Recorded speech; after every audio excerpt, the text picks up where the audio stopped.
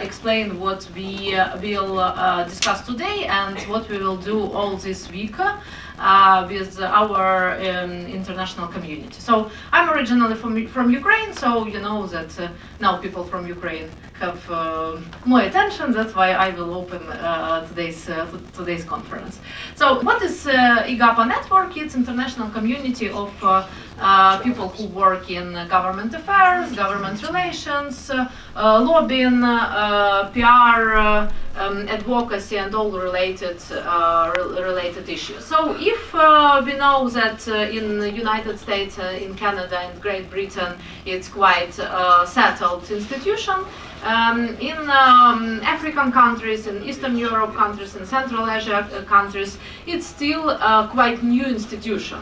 And so IGAPA community with and in partnership with other NGOs like Institute for Democracy and Development, working on creating this platform for communication and platform for success cooperation. Because when we have direct different practices, business culture, mentalities, we need to have platform where, for example, professionals from United States, top professionals, give to us direct examples how to work here, and we as professionals, I don't know, from Kyrgyzstan or Kazakhstan or Montenegro or Slovenia, help them to understand how it works, communication between business, civil society and government work in our countries. And of course we build together democracy because it's important part of transparent dialogue in our country. Also our platform, it's a platform for some deep cooperation, so we always have opportunity to introduce ourselves more on networking events, on coffee breaks. So we wanted to build very strong cooperation. It's very hard because we all have different cultures. It's very hard, but hope that it will be successful. Even we have today also speakers who will introduce how to work with Iranian community, which is quite interesting for today. So how we work this week? So this week we have a forum and many people also join us online. So we also will answer their questions. So please remember that you also must pay attention to internet audience because it's many people can't come to United States today, but it's important to work with them. So today we work till 4 p.m. Tomorrow we have our like community dinner in Capitol Hill Club, and on Wednesday we join important Ukrainian advocacy event. So our professionals will help American community to advocate for bills which support Ukraine. So some members of IGAPA help in this work. So we go to meetings with people in parliament. Also Mrs. Victoria Sparks, she, congresswoman from Indiana, invite us on 10 a.m. on Wednesday to her congressional office to discuss women's advocacy. So it's it will be events with her directly which dedicate to International Women's Days. So please inform me if you will join because it needs additional registration.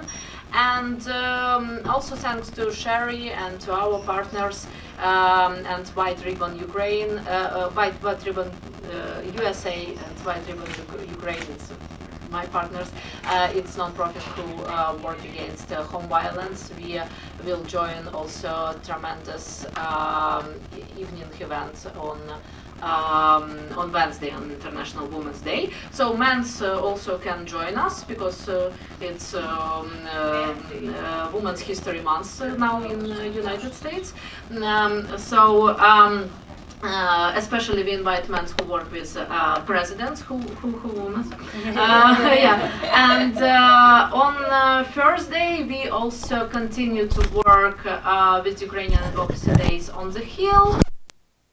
have quite different lunch between different delegations, for example, between Slovenia and Kazakhstan, between Americans and Ukraine, and please feel free to join to these activities. On Friday, our international community have leisure date, so you can explore Washington DC, and hope that today's work will be useful for all of us. And yeah, and I will moderate first panel. Steven Blank ill today, but he will join us on Thursday.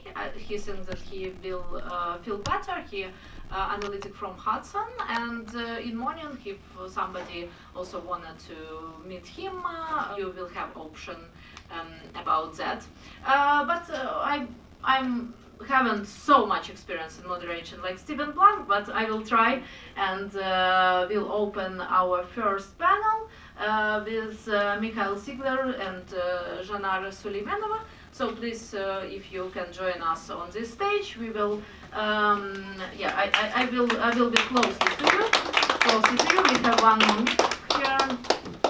Today, prepare like we all come from Soviet Union, so we have on stage also model of Soviet Union, and one speaker, one party, one speaker.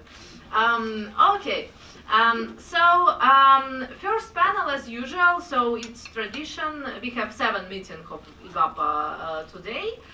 We have tradition that every meeting was in different countries. So like one meeting was in Kiev, then in Brussels, then in Istanbul, in Baku, and only last 2 meetings in DC because of situation in the region.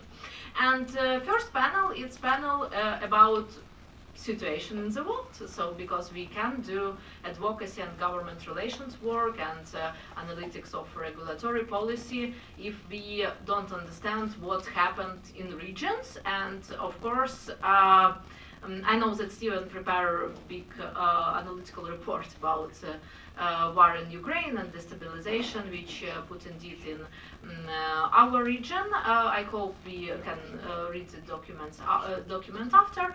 But I introduce you a little bit also this issue that war in Ukraine is not only tremendous aggression, it's not only a tremendous humanitarian problem, but it's also changing between cooperation in all countries, between society, business, and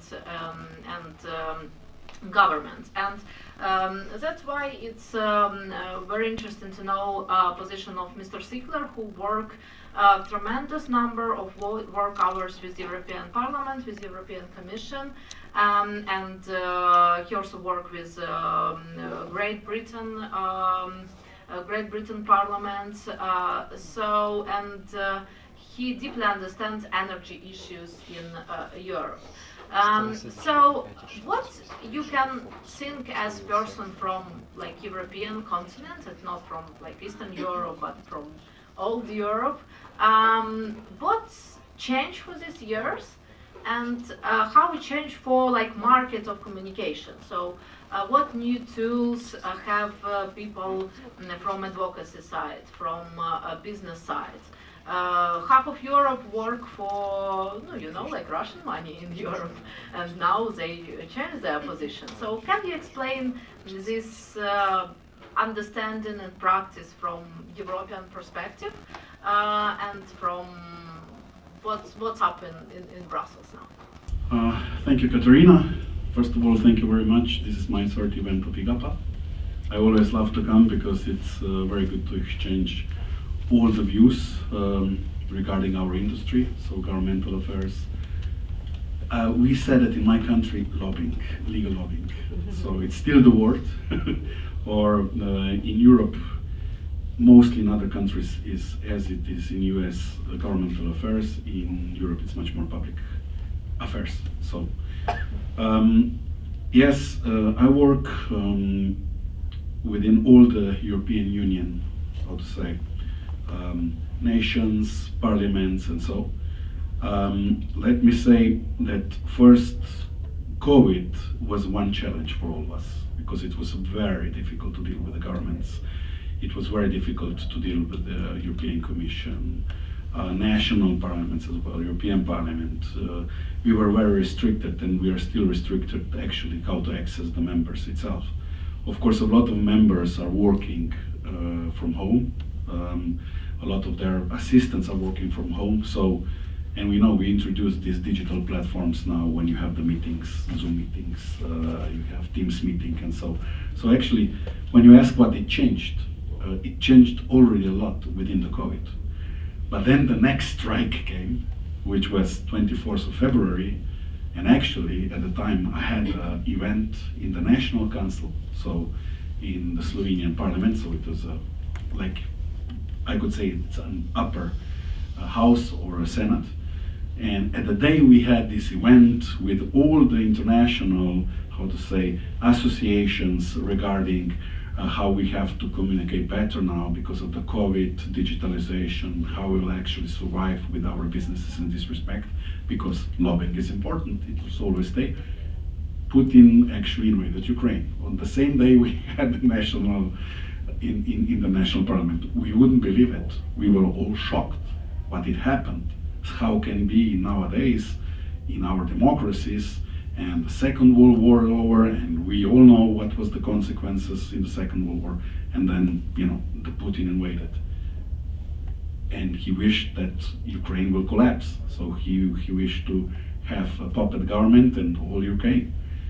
And that's, for us, it was, you know, it was a big shock. So afterwards, a lot of things changed, also for our industry. We had at the time as well, we had the new elections because the COVID was tough also for our freedoms, our rights as well. And we were following what it was. So it was a freedom movement party actually won the elections for the first time in our country. So we have now a new government, a new coalition government, which is of course very pro-Ukraine. We are the NATO country, and we do follow up what's going on. But we are a small nation. We are 2 million people. Slovenia just 2 million people.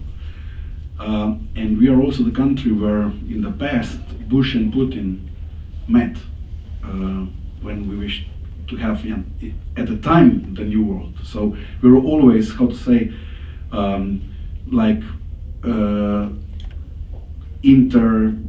we were all the time connecting West and East, because we thought that we understand, you know, mostly. We had also, you know, all respectful Balkan states, and we were the first independent state of Yugoslavia, and then we entered the European Union. So we had all those transitions. So, and then with this war, what it happened? It happened that suddenly, you know, we were also energy dependent, gas dependent from the Russian gas. So I was also involved. I worked with the Nord Stream 2 project, which was, you know, actually pro-Western, as there was Germany, Austria, all the others supporting it, because we wished to have our energy independence. And then suddenly, what now? So because of the war, energy prices suddenly, you know, sanctions immediately. So we lost contracts immediately with the Nord Stream 2. Of course, we were, you know, 70% of our clients are Western clients, also from the States and elsewhere. But energy was something that we were speaking that it was our European Union only, how to say, policy. And I think suddenly where to get, you know, Slovenia where to get gas in that way. So our government immediately after COVID, the next thing it is going to lobby how to get Algerian gas, Middle East, all those things, you know.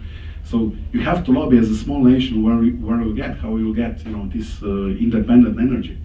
So our government was doing good about it. But when you don't have an energy, and Germany was the same in other countries, so suddenly where you will get it? So the increase of the prices right away, the production prices. So there are some who are dependent and they stop even their productions. And our export, the majority of our export is towards Germany, so we are dependent. And if maybe we are 5% for some, you know, energy for some German company, but 100% you depend, of course you'll have a problem. So we have a lot of increase of the prices right away. So that was construction prices high rocked, living costs high rocked. It was up to 30% that we had. And now you can imagine all the trade unions and all the, how to say, all the others, even the public servants, they're all on strike. They wish to have higher salaries. So it's a chaotic situation. And then that all drives to the political instabilities. We have a strong government, we have, how to say, majority of the coalition, they are doing well, but there are gaps just because of this war. Because this war, with all the casualties, and we condemn this war, and we stick together. All the nations are sticking together. We are very proactive also within the European Commission regarding the energy. It's actually brought us all together in the way. But still, it is decline of the investments. We had a lot of investments from the Western countries, or there were also some Asian countries, different. But it's it's very difficult now to invest because you don't know what will be happening because of the prices. And we are also, beside Croatia, which now joined also the Schengen, and they have Euro now, and they have a tourism. We are all those countries who are now within the region, we are dependent on this.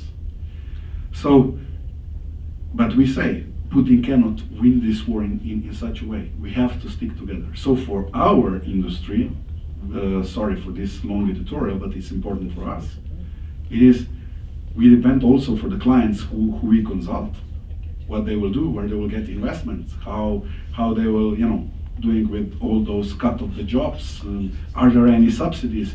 And the thing is, there is a positive part, what are the challenges?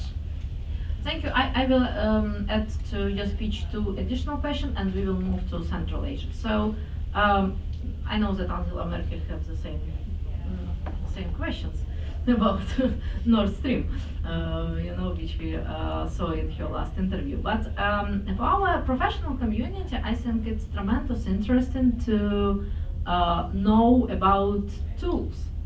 So because like in European Union, you have not so strict like here, like red flags policy, compliance, registration of lobbyists. But Russians also work quite direct ways, for example, direct cash to potentially corruption. So can you explain difference between this method and connect maybe this speech with your experience of building association of government relations professionals in your country?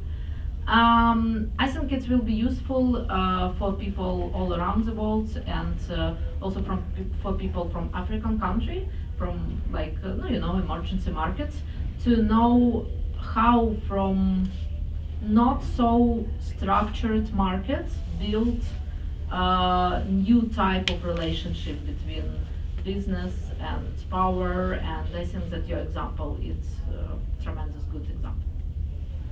Thank you for the question. Like I said before, and I left for this, that we have some opportunities and green lights as well.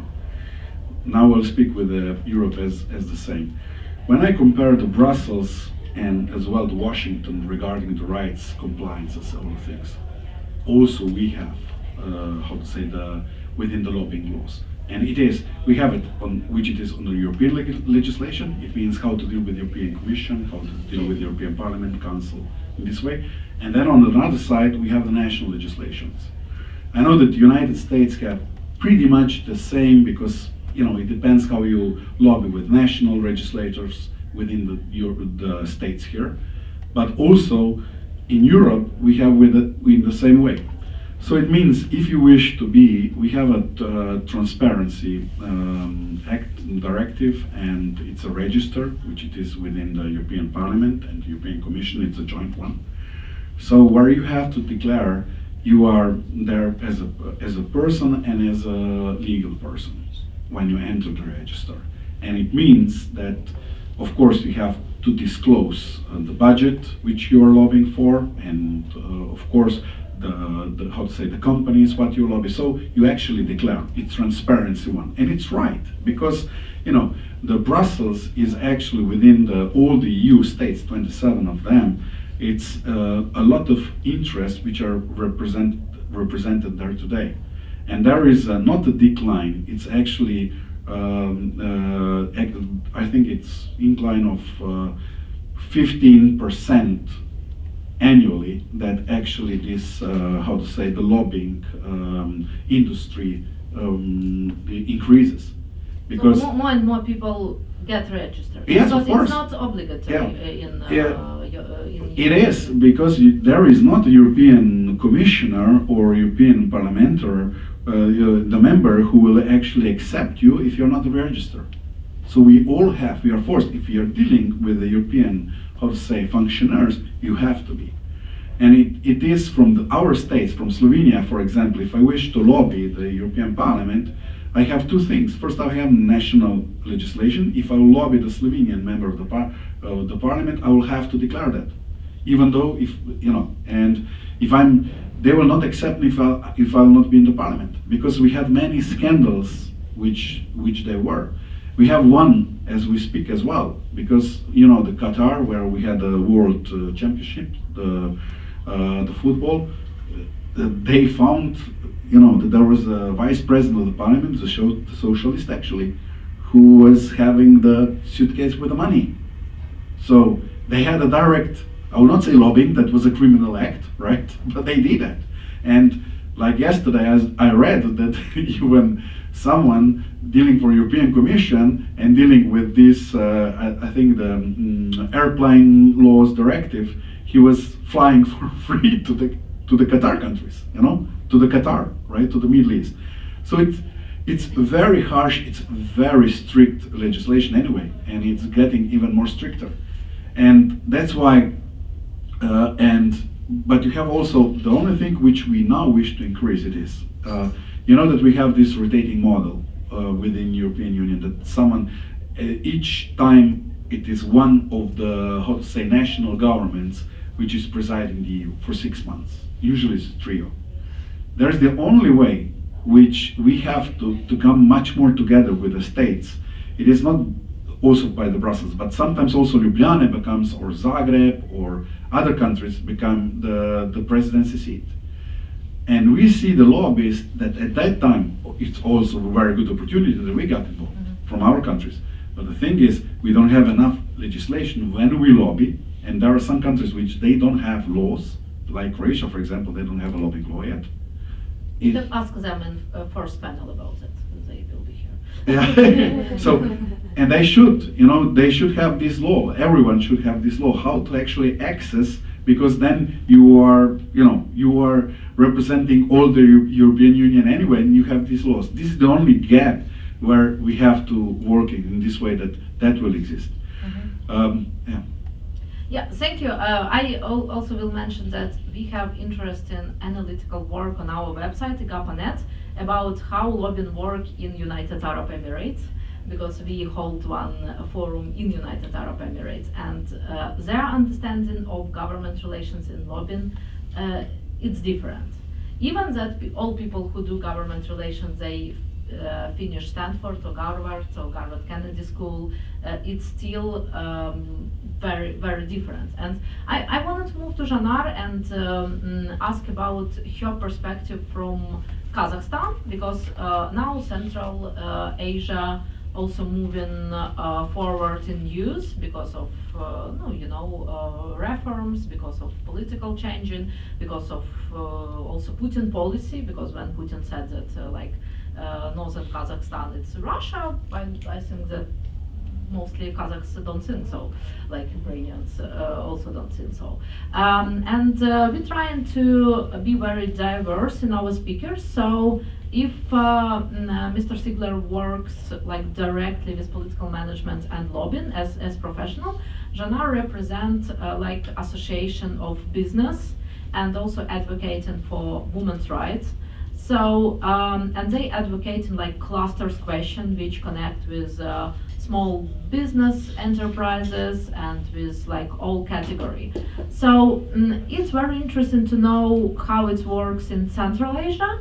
Last forum we know position from Kyrgyzstan, which many revolutions. So, and as I know, in Kazakhstan you haven't lobbying law, and maybe you can represent also some your practice as Mikhail do. So how it works directly in practice, please. Floor is yours. Thanks a lot. Actually, it's my first time here, so I'm a little bit very nervous, but that's okay. I'm from Kazakhstan. My name is Janar Suleymenova. I represent my country in this international discussion. But before moving to my speech, thanks a lot for invitation.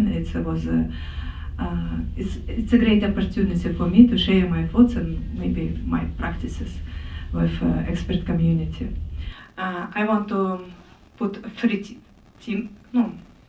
main issues. First is modern global challenges and consequences for Kazakhstan, advocacy for the interests of small and medium enterprises in Kazakhstan, and the third one is our first steps of our national public union for sustainable development of regions, ASIL-NIET.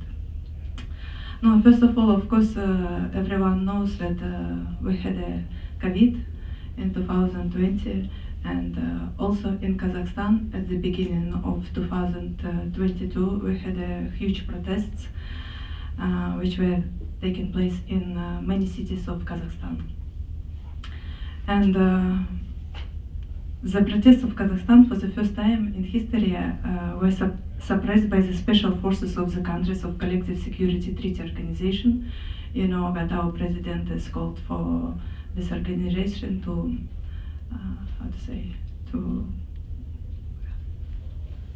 do something. Yes. Let's will be polite yes. today. Yeah. Despite this, popular indignation forced Tokayev and our political elites to dismiss the government and set, of course, for a complete reset of power in the country.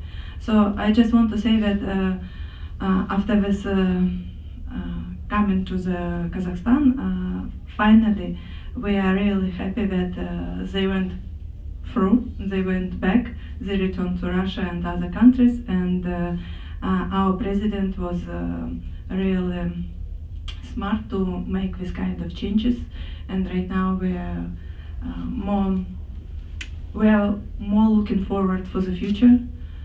We are really inspired of what is going in the country, and it really makes us make a belief that it can be changed.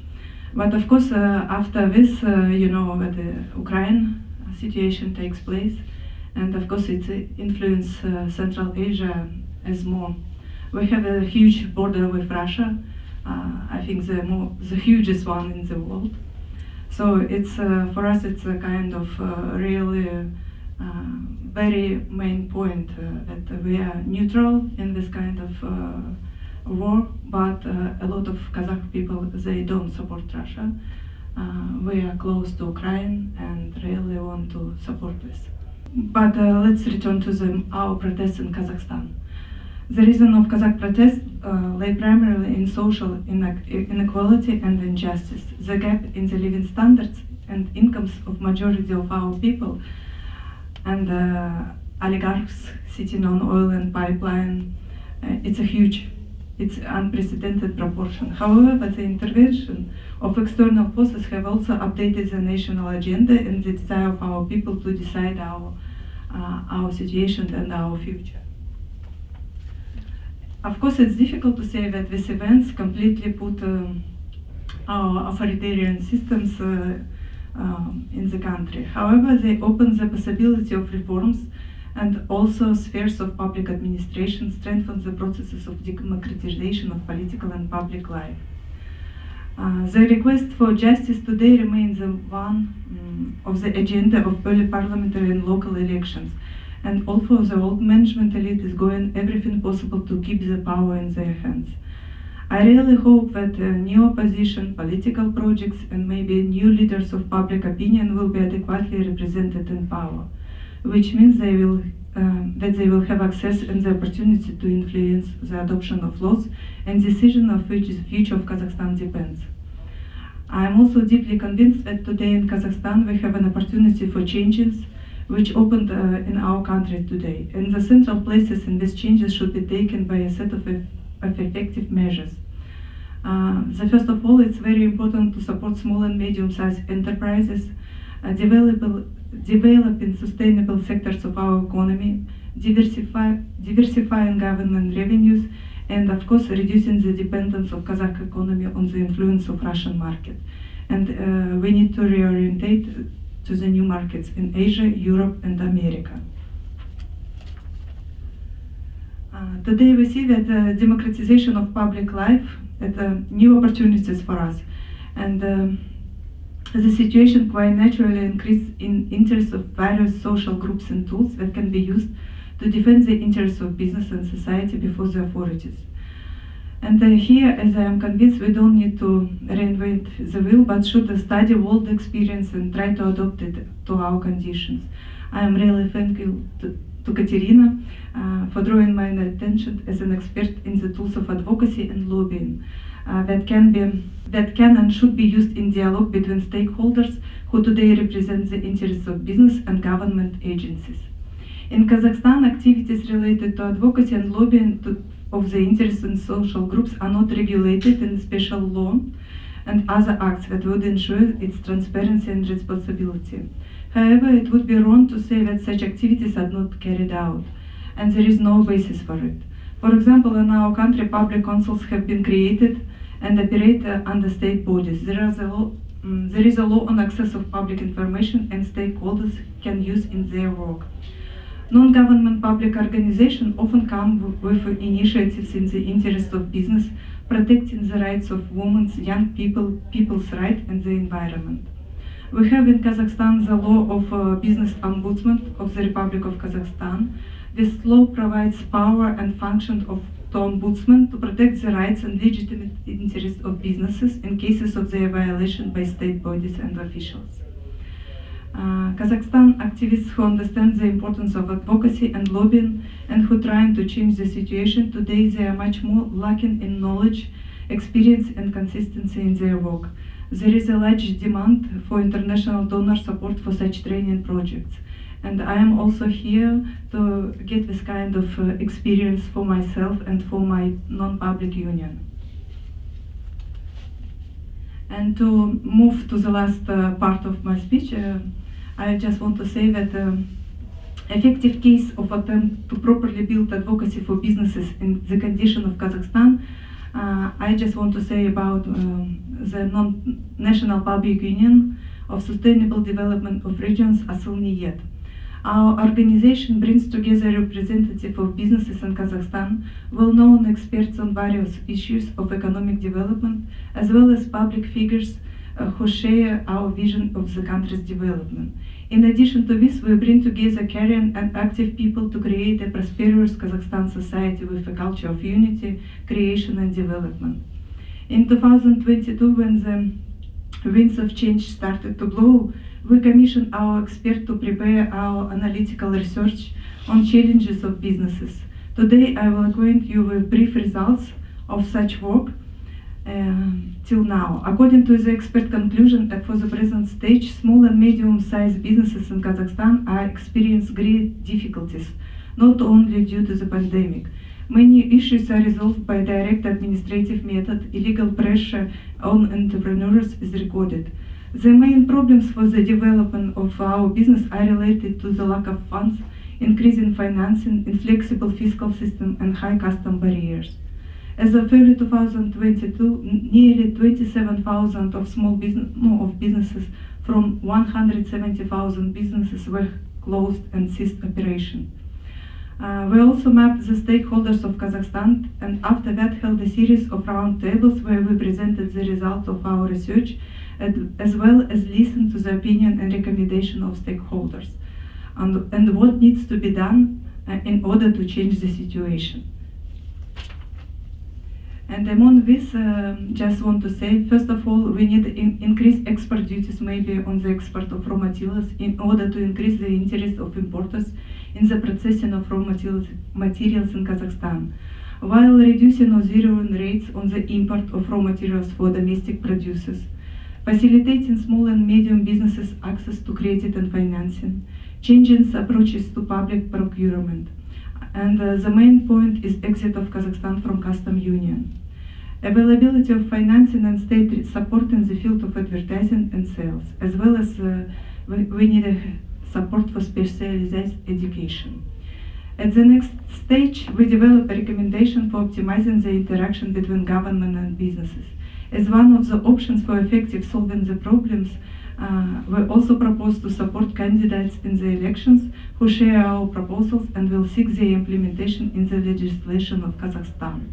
And I also got into their number. Today I am running for deputies of Parliament of Kazakhstan, and my program Confidence in the Future electoral program for the development of Kazakhstan has incorporated proposals of supports and development enterprises, small and medium enterprises. So, thank you for this quick overview. It's really interesting, and I know that many. Let's be like open with our audience that many political forces in Kazakhstan not registered. So, like these administrative barriers still exist, and it's really hard to bring civil society to power. So you still have these problems. And I wanna, like we have 10 minutes more, I think. I'm not from Germany, but trying to be in timing. So as you know, and our members from Kyrgyzstan also mentioned that why it's so important to understand this overview from Central Asia and from Eastern Europe, because as we saw in Kyrgyzstan, it's neighbors of Kazakhstan, they have a lot of mining facilities of mining of gold. And they work with really Canadian people from early beginning of their independence. And this issue, only one issue as like rule and rights to take this gold from country, it's for 2 election campaign was the most powerful message of election campaign. And if we're talking about United States, it's very easy to talk about government relations practices, because here it's huge number of issues which you advocate, and I think Tadeusz today and other our American friends and friends who work with advocacy of women's rights will explain these issues. But in countries where this practice only developed, one issue, for example, regulation and fees of mining in one place, for example, gold mining, became the most powerful. And I think that in Kazakhstan, also after this failure of, like vertical, it will be many issues which needed to be regulated as lobbying, because all these mining facilities, resources, natural resources needed to be more transparent in privatization or contracts and so on and so forth.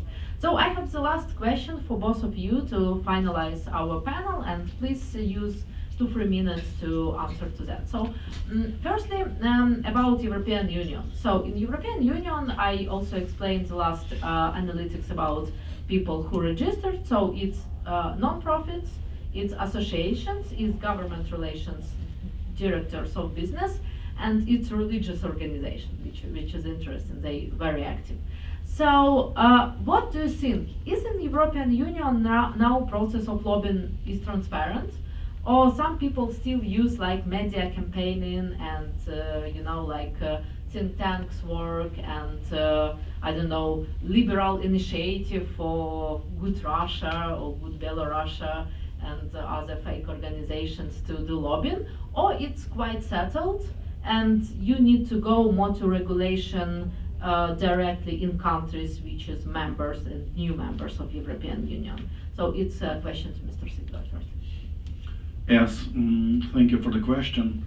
It is important to highlight that with this Transparency Act, it is not only that we as a professional lobbyist who are working for our clients and maybe our clients are coming from, I don't know, from the national countries, or maybe from abroad, from the States or elsewhere. The thing is that not us, but also others like NGOs are entering the register, also some religious groups, attorneys at law or so. Everyone who deals with the European Parliament in the way that they lobby for the interest, they enter. And that is also which is now pushing towards the national states. For example, from Slovenia, we already have a law, and we have and you have to enter the register. There are just 80 lobbies who are in the register, but we are maybe 10, 15 working. But this will be changed as well, because it means that all the, how to say, the trade organizations will be in there. There will be, you have like AmCham, you know, all the others. Who is dealing with functionaries from the government or elsewhere? They should be in. We are having in my country on 15th and 16th of May. For me, it's a big honor because it's happened that the new parliament now listens how we have to change, and the legislation as well. And they will be sponsoring us in the way that they give us, how to say, the main chamber and everything. So we have on the 15th and 16th of May, we have this, how to say, this event. And some of you will be also invited there to speak because I announced that. And we just have with the PACE, which is the national, how to say, or it is international organization of all the European Union, how to say, national associations of lobbyists. They are coming and they will speak about how are their tools of lobbying, how that will be developed, where we stay. And there will be also European Commission and OECD, because OECD is playing important role about fighting the corruption. And it means more of the effective professional lobbying, more the registered, more it means it's transparency. So we will speak about transparency. And the last about the media, that's just the last comment that I close down. You know that we have the most challenge it is, because you have bypass that if you have money, you lobby the media. It means that you have the budget, and then the journalists from, you know, such media will write in your behalf. And now it will change in Europe in this way as well, that the media will have to declare the budget if someone was paid just, you know, for lobbying issues, for changing the legislation that way. So we all go this, we are all aware that we wish to have more transparency, because more transparency is more democracy, it's more access towards the legislators, it's access to the parliamentarians. Of course, they will speak there with their own electorate. The member of European Parliament will still speak with their electorate. We know where that is. It's not a problem. But when you lobby European Union for this interest, which is totally legitimate, you will enter the register. Thank you so much. I think in coffee break you can also ask Mr. Sigler about working in Great Britain. It's one separate term which is a completely different regulation. So last question to Janar. So we know that in your country, in Kazakhstan, very active like Chamber of Commerce at Atamiken. But it's, no, for me it's also interesting, so how it works like together with government.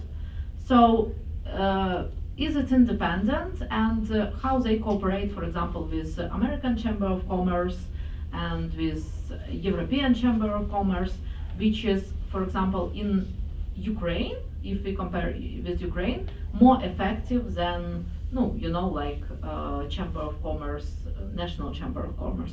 And second, like we have discussion about lobbying law in Kazakhstan, I think with our members, like Dina, like Ayajan, like Rahimbek, for 3 years, but still, like, it's more than 30 members in this community in Kazakhstan, and many people said that we're not ready. We're not ready for that.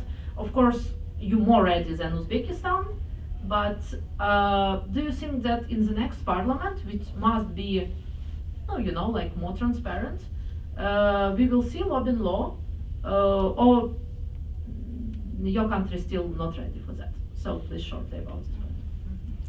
It's very interesting. First of all, Atamiken is it's not an independent agency. First of all, they are getting money from the government, so it's some kind of dependence. There is. It's obligatory for big businesses. For small and medium businesses right now, they are not taking money for your membership.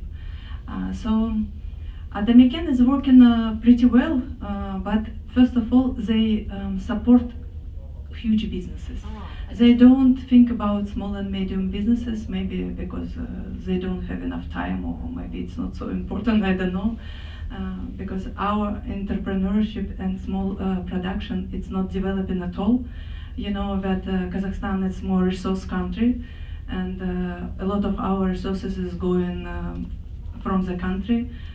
And of course, right now we are interested to make production in our own country. It's very difficult right now, and it's almost impossible because we are not, we don't have a huge competition with Russian products, with Belarus products, with China products.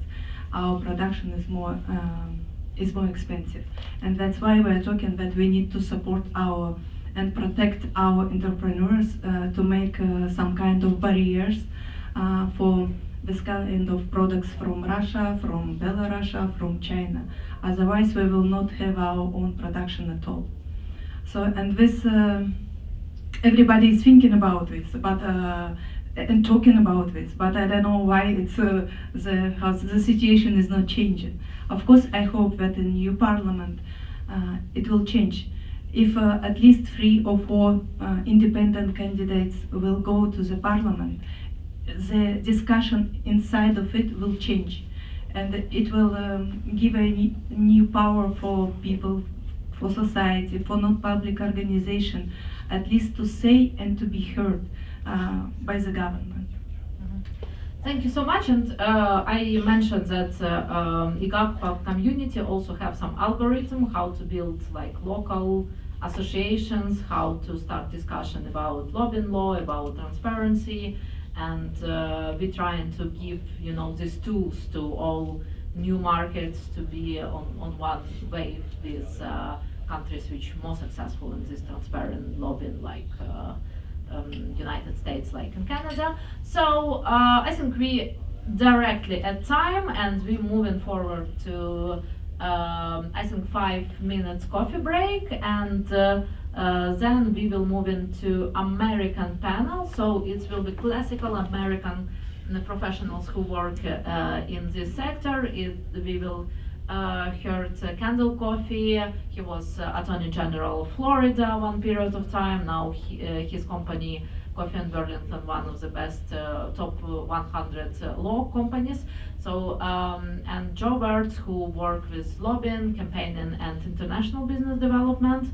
So we and other our participants will share their experience and their cases. And remember that today this month it's Women's History Month, so we also today will pay a lot of attention to advocacy of women's rights, of women's laws, and our guests and our partners will share also their stories, not only about about mining of gold, or I don't know, airspace system or defense lobbying or energy lobbying, but also about very important issues of women's rights. And I see today Sherry, I see many women who come across the country to share their experience.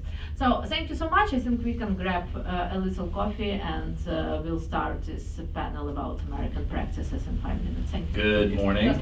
My name is Joe Wirtz. This panel is about lobbying and advocacy in the U.S., how it works here, tips and tricks, and an overview from each of our perspectives of the system here in the U.S., as well as about general engagement and how we work with folks on engagement outside of the U.S., as well as just, I guess, a general discussion.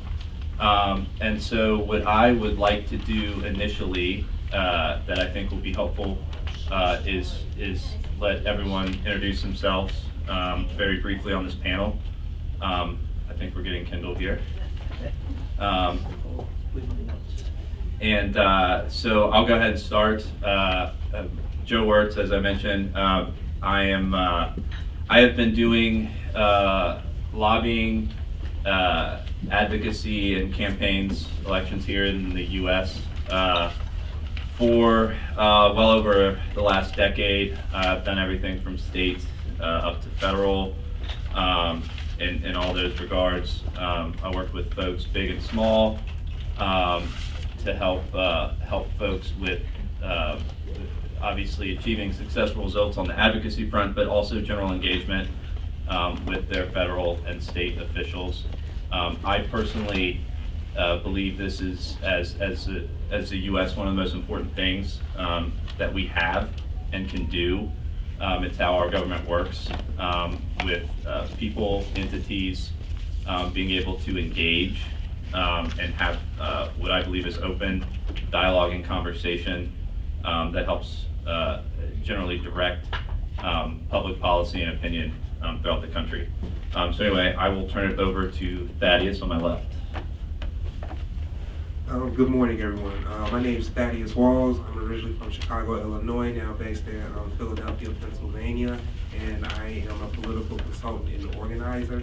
I work with first-time candidates directly, in addition to working with organizations in the C3, C4, and independent expenditure-based space. And really those forms of organization are one of the ways I try to advise organizations on our political process, because all too often a lot of our issues, people take a very individualistic view of them, but in all actuality, how can you coordinate and build coalition with others? Because a lot of business entities and groups, of course, they're spending the money, but at the same time, money does not always guarantee you a win or a favorable outcome. And especially considering, like, you can give someone all this money to try to lobby for a favorable bill, but like we were just discussing, if you're trying to do this up against a political re-election year, you're only going to get so much traction. So just making sure we're advising folks on best practices, suggestions, or making sure, like, hey, you have an outcome, but what is your understanding of the process? And that is where all the hijinks, corruption, and perception or things really occur, or there's a confluence of information, but we'll definitely dive into a lot of that. Ian. Greetings. My name is Ian Campbell, and I started in, I want to thank the organizers, the panelists, and everybody for being here. I think this is also one of the most key issues dealing with affecting our government is lobbying. And I call lobbying like the other branch of government, and as a former chief of staff to a member of Congress, you have 20 staff members to cover 750,000 constituents. So without lobbyists who are experts in the field, you just wouldn't be able to get the information. Now you have good lobbyists, good doctors, bad doctors, good teachers, bad teachers. So unfortunately, lobbyists get a really bad rep, because whenever you hear about lobbyists, they're in the news being locked up for some kind of corruption or something of that sort. But I transitioned from being a congressional staffer to representing foreign governments and lobbying for foreign governments, and also running campaigns, doing media, field, fundraising, the whole thing. And just by show of hands, everybody knows the difference between lobbying, advocacy, government relations, and public relations. That's where the confusion happens. Lobbying is very specific, it's one line, but everything else is government relations, it's public relations, it's advocacy, but it all gets lobbed into lobbying. And that a lot of clients want lobbyists, but lobbyists, you don't get results tomorrow. Lobbying takes time, but before you can actually lobby, you may have to do public relations. After you do public relations, you then do government relations. And you talk to some folks about doing advocacy to help carry your government relations program forward. So it all kind of works together in some way, shape, or form, but a lot of companies and individuals and countries don't really make that distinction to figure out how best to come up with the best engagement strategy. So looking forward to really having clarity on that and furthering the discussion, because without lobbying, without having these engagements, whether it's I've worked in China, Taiwan, I've worked in different countries in Africa, Latin America, and the Caribbean, very active in those countries as we speak. So it's pretty much very similar to what's going on in Kazakhstan, and how we see the similarities where lobbying, government relations, public relations, it's pretty much, you know, all the same, that we have to figure out the nuance to make it fit in this particular square or circle. But thank you. Yep. Yeah, my role is a little different. I represent a lot of lobbyists and try to navigate some of the rules, even try to keep some of them from getting locked up. And it's kind of an interesting exercise in image and brand when you're representing lobbyists. We had a recent lawsuit, and you know, we're advocating for constitutional rights for lobbyists. As you all know, the United States has a very strong First Amendment, and free speech is a core value in our country. And yet sometimes the attempts to limit lobbyists can run and collide with the interests of free speech. So we're trying to figure out, we didn't want to call our clients in this lawsuit lobbyists. We were trying to think of what to call them that sounds better, because lobbyists, lobbying activity. Anyway, we went through about 5 or 6 drafts and said we're going to stick with lobbyist and lobbying, because that's the only thing that truly describes what we're talking about. And I may even have a minute or two to talk about that case later, because it was a recent decision that was favorable for lobbyists. But so much of what I do is recognizing that there's federal laws, there's Foreign Agent Registration Act, there's a lot of state laws and local laws. Some of them are not well known, and some of them are tripwires. And so a lot of what I do is to try to navigate through those things so that nobody gets in trouble, and that lobbyists can continue to have, hopefully, a very good name and a respected brand. Awesome. Thank you, guys. So I think that kind of segues us nicely into the first topic that I think would be good to discuss here on this panel. You know, Ian, you mentioned basically the higher nebulous that is, you know, lobbying, public relations, government relations, advocacy work. So there's different definitions really for different branches that kind of fall under this large topic that we're talking about. So Kendall, in terms of lobbying regulation in the United States, can you give us kind of a quick overview of what that looks like, what it means to be a registered lobbyist representing a client, the pitfalls that you see with folks that work that industry that don't follow those regulations or may not be aware of those regulations? Can you give us kind of a quick overview of what that looks like? Yeah, a couple things. Most of the laws respect the fact that lobbyists are, as I say, they are providing right of their clients, but also themselves, to contact their government, and we call it petition the government. So it's classic First Amendment speech. So lobbyists have the right to do that. And in fact, there was some effort to say, well, only sort of pro bono lobbyists, ones that are doing it without cost, they're the ones that are truly the free speech advocates. And the Supreme Court has said, no, you can be paid for lobbying and you still represent a constitutional value of the highest order. But, so you can't really stop it. But where the regulations can get pretty detailed is registration. State, federal, local have registration requirements for lobbyists. Sometimes the registration requirements don't apply to lobbyists that are there as volunteers, doing it on an uncompensated basis. But a surprising number of people can get tripped up a little bit because they don't really think that what they are doing is necessarily lobbying. They're just talking to somebody and saying this would be a really good idea, wouldn't it? But the threshold can be there. And so, for example, at a local level in Miami-Dade County, where I'm from, people would send letters to a county commissioner, and the Ethics Commission in our community took the position that that was lobbying. And if you weren't registered to be a lobbyist, you can in fact be fined.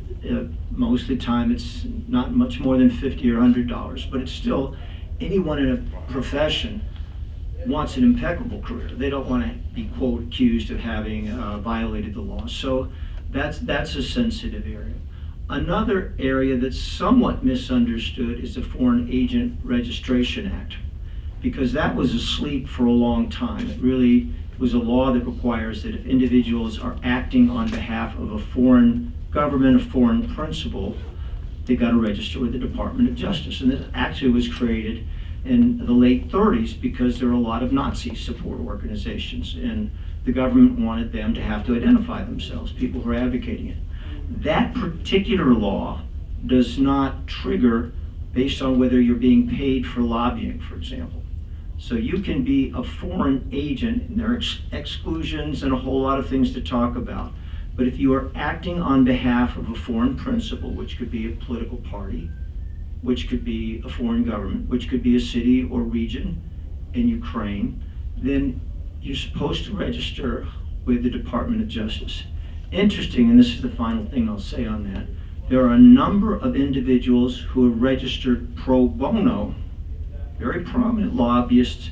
That is to say, they're not getting paid, but they still have to register as lobbyists, that is to say, agents for foreign government, because they're advocating for more weapons, more arms to support Ukraine. So you gotta, if you're gonna go to Congress and ask people to do that and support the Ukrainian government with arms and weapons, you are, under the law, an agent of, or acting as an agent of a foreign government or foreign party. But they're doing it pro bono. And one of the speculations is that the same lobbyists that are asking for substantial increases in weapon and technology for Ukraine in the war are also representing defense industry components in the United States, which of course are very willing to sell the weapons that people of Ukraine need to defend themselves. So, Ian, I'll turn it over to you as we're kind of talking about lobbying on behalf of foreign interests. Obviously, you have a lot of experience internationally representing folks in various countries. Can you kind of talk us through what your experience has been, both comparatively lobbying outside of the United States as opposed to in the United States, and what it's, what your experience is like lobbying for foreign interests in the United States, if that's part of what you do, and what that entails and what that looks like for the group, as we obviously have many folks who are interested in that topic. Thank you. Well, the first thing I do is define what the scope of work is. Everybody's going to say they want a lobbyist, but I always ask, well, for what? If somebody asks me to lobby, I want to know for what law do we want to change? What law are you asking me to lobby for? If you just want government relations, for me to go talk to Congress about improving relations with this country, opening up trade, we're talking generalities, and just doing public relations and doing education or doing advocacy. But when you were looking for, the Caribbean was asking for renewal of the Caribbean Basin Trade Initiative, that's lobbying. There's a particular law, they want extended, they want it renewed, and that was going to a particular member of Congress, particular committee, asking them to extend this particular law or to add more money for this particular law. It's not as defined in other countries. It's very broad, even in other states. I had to learn what lobbying was in Georgia when I moved to Georgia, lived in Georgia for a little bit. In Africa, some countries in Africa, it's also loosely defined as far as how do you engage and talk to the president. And I say talk to the president because that's the bottom line. It's how do I get to the president, because the president makes a decision. Countries or individuals, when they come here, they want to get to the president, but they don't understand how Congress works. There's 435 representatives in the House, another 100 in the Senate, there's committee, there's public influence, and Congress is a reactionary body. Congress works based on public pressure. So if there's no public pressure, they don't have any incentive to really do anything, particularly as it relates to anything outside of their jurisdiction or their congressional district. The key thing is to figure out what the current mode of operations, how people operate locally, then how do you go about to influence their decision-making process. In some countries, they just want you to wait. They want you to sit there and wait for a day, a week, a month. There's no timeline.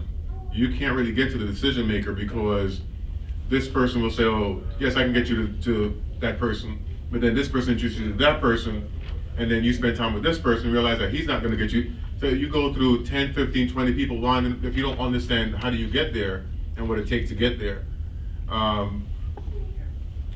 There's a lot of challenges when dealing outside lobbying than compared to inside the United States. Your opposition, your competition, your folks coming from other countries are showing up with $1 million in cash, or giving cards, or having elaborate dinners and events that they're inviting these folks to. And they're coming in, they're sitting down in closed door meetings, they're having these conversations, and as an American representative, you can't engage in that type of behavior because it's illegal. So we have to figure out ways to, maybe it's having a meeting at State Department, talk about bringing them to Washington, D.C. Everybody wants to come to Washington, D.C. and go to New York and go shopping and, have a conference. So there's other creative ways that you have to incentivize getting the interest of folks to actually listen to you and pay attention. It's there isn't a blueprint, there isn't a plan, there isn't here's a booklet, this is how you go about doing it. You make it up as you go along. It's all about personalities, it's all about particular interests at times, people's political survival. And excuse me, I wish I could be more direct and more descriptive, but I think folks who are involved in the industry of trade realize it's very delicate balance, delicate dance to engage foreign governments. But the key thing is to figure out what is the win. What is it that we're looking to achieve? How can you meet your needs? And how do you legally go about doing that without stepping across the line and getting the help of folks on the legal side to bail you out, because being arrested or being indicted or being accused of anything illegal on the lobbying side, there's no one's gonna come to your aid to really say, no, people just have a thing where they are looking to burn the lobbyists to the stake and waiting for them to mess up. Awesome, thank you guys. Yeah, it's funny from my experience. I don't know if I should say this, but it's more. I've always found, for me, it's more who you know, not what you know in lobbying, and even government relations, public affairs. I had been hired in the past simply because I knew who the person was that the client needed to talk to get something done. I had no clue what the heck it was, but I told them I can learn that very quickly. But I know, once we talk and once we figure out what you need to do, I know how to get you in the door with the person that you need to talk to. So it's I think you're right on point with some of that.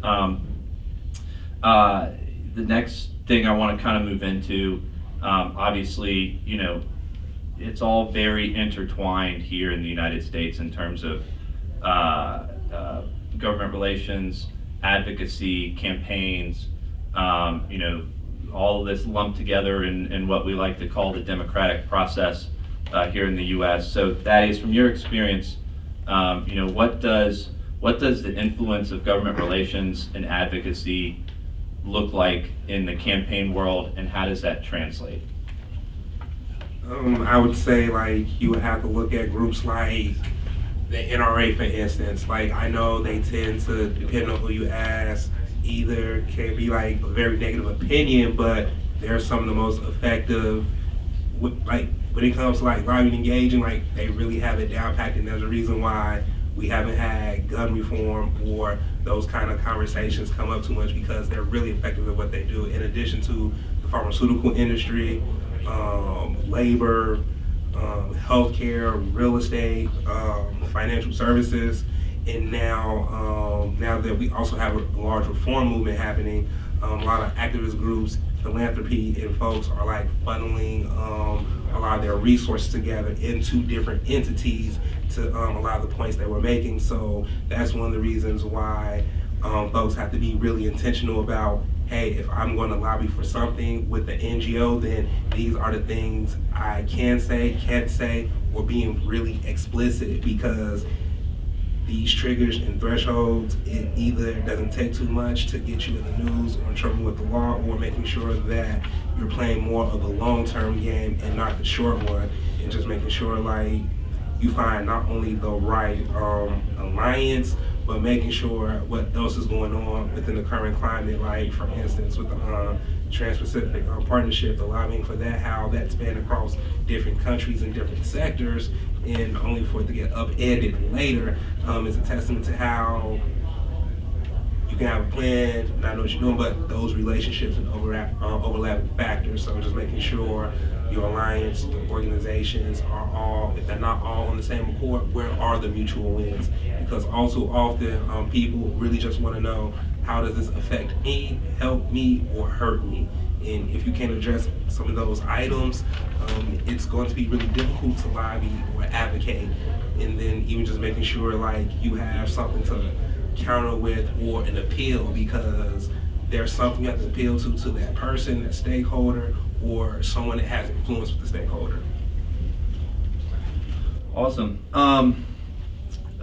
So as we talk about moving into, or we talk about just the general political, advocacy campaigns, the overall political climate here in the United States, obviously we are moving into, or have moved into, an interesting polarized climate here, and we continue to see that separation. There's a lot less people in the middle and a lot more people moving to either sides, and that obviously works its way up into the halls of Congress and with other folks that are decision makers within our government.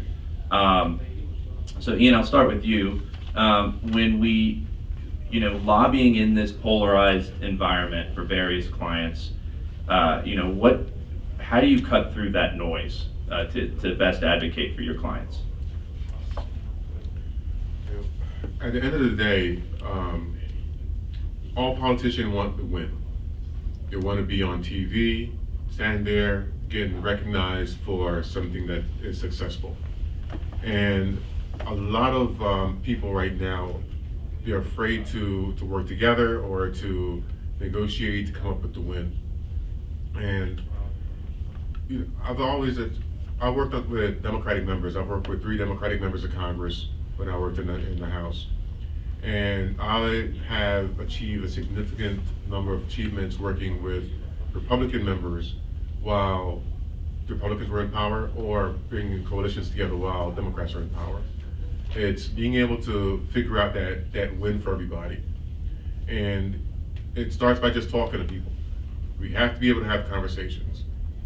People have to be able to take delegations together. When you're a million miles away, doesn't matter who the person is to your left or to your right. You're on a plane, you don't know if you're gonna get shot down, you're in some crazy country, you don't know if you're gonna get kidnapped, because you never know what's happening. And we would travel with mixed delegations, and we would build relationships with people. Unfortunately, Americans feel that it's not important to travel. That's when you build the best relationships. And when I get to know who you are, you're married, you have kids, you grew up here, we may never agree on anything, but at least we have respect for each other. So, you may go and say, I don't like that, but there's no point for me to advocate against you for it. If you can get it done, so be it. Those type of things is what would happen. And if you're in charge, say, this bill, it makes sense, you're not gonna get bipartisan support, but if I can get 3 or 4 members to support it, would you add this to it? Add this amendment to it and do this? People are like, oh yeah, if you can bring a couple members on it, we definitely, because it's gonna pass. So why not get your stuff in the bill when it's passing?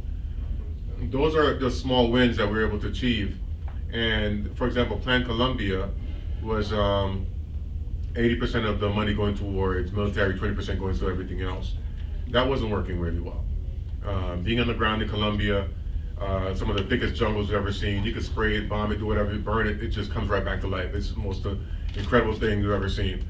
And I've never seen jungle so thick. It's a canopy. You can go up, 300 feet, 1,000 feet, and look 360 degrees around, you see nothing but jungle. Full canopy everywhere, every direction. So what I told the Republican leadership at the time was, what we need to do is change it to 50-50.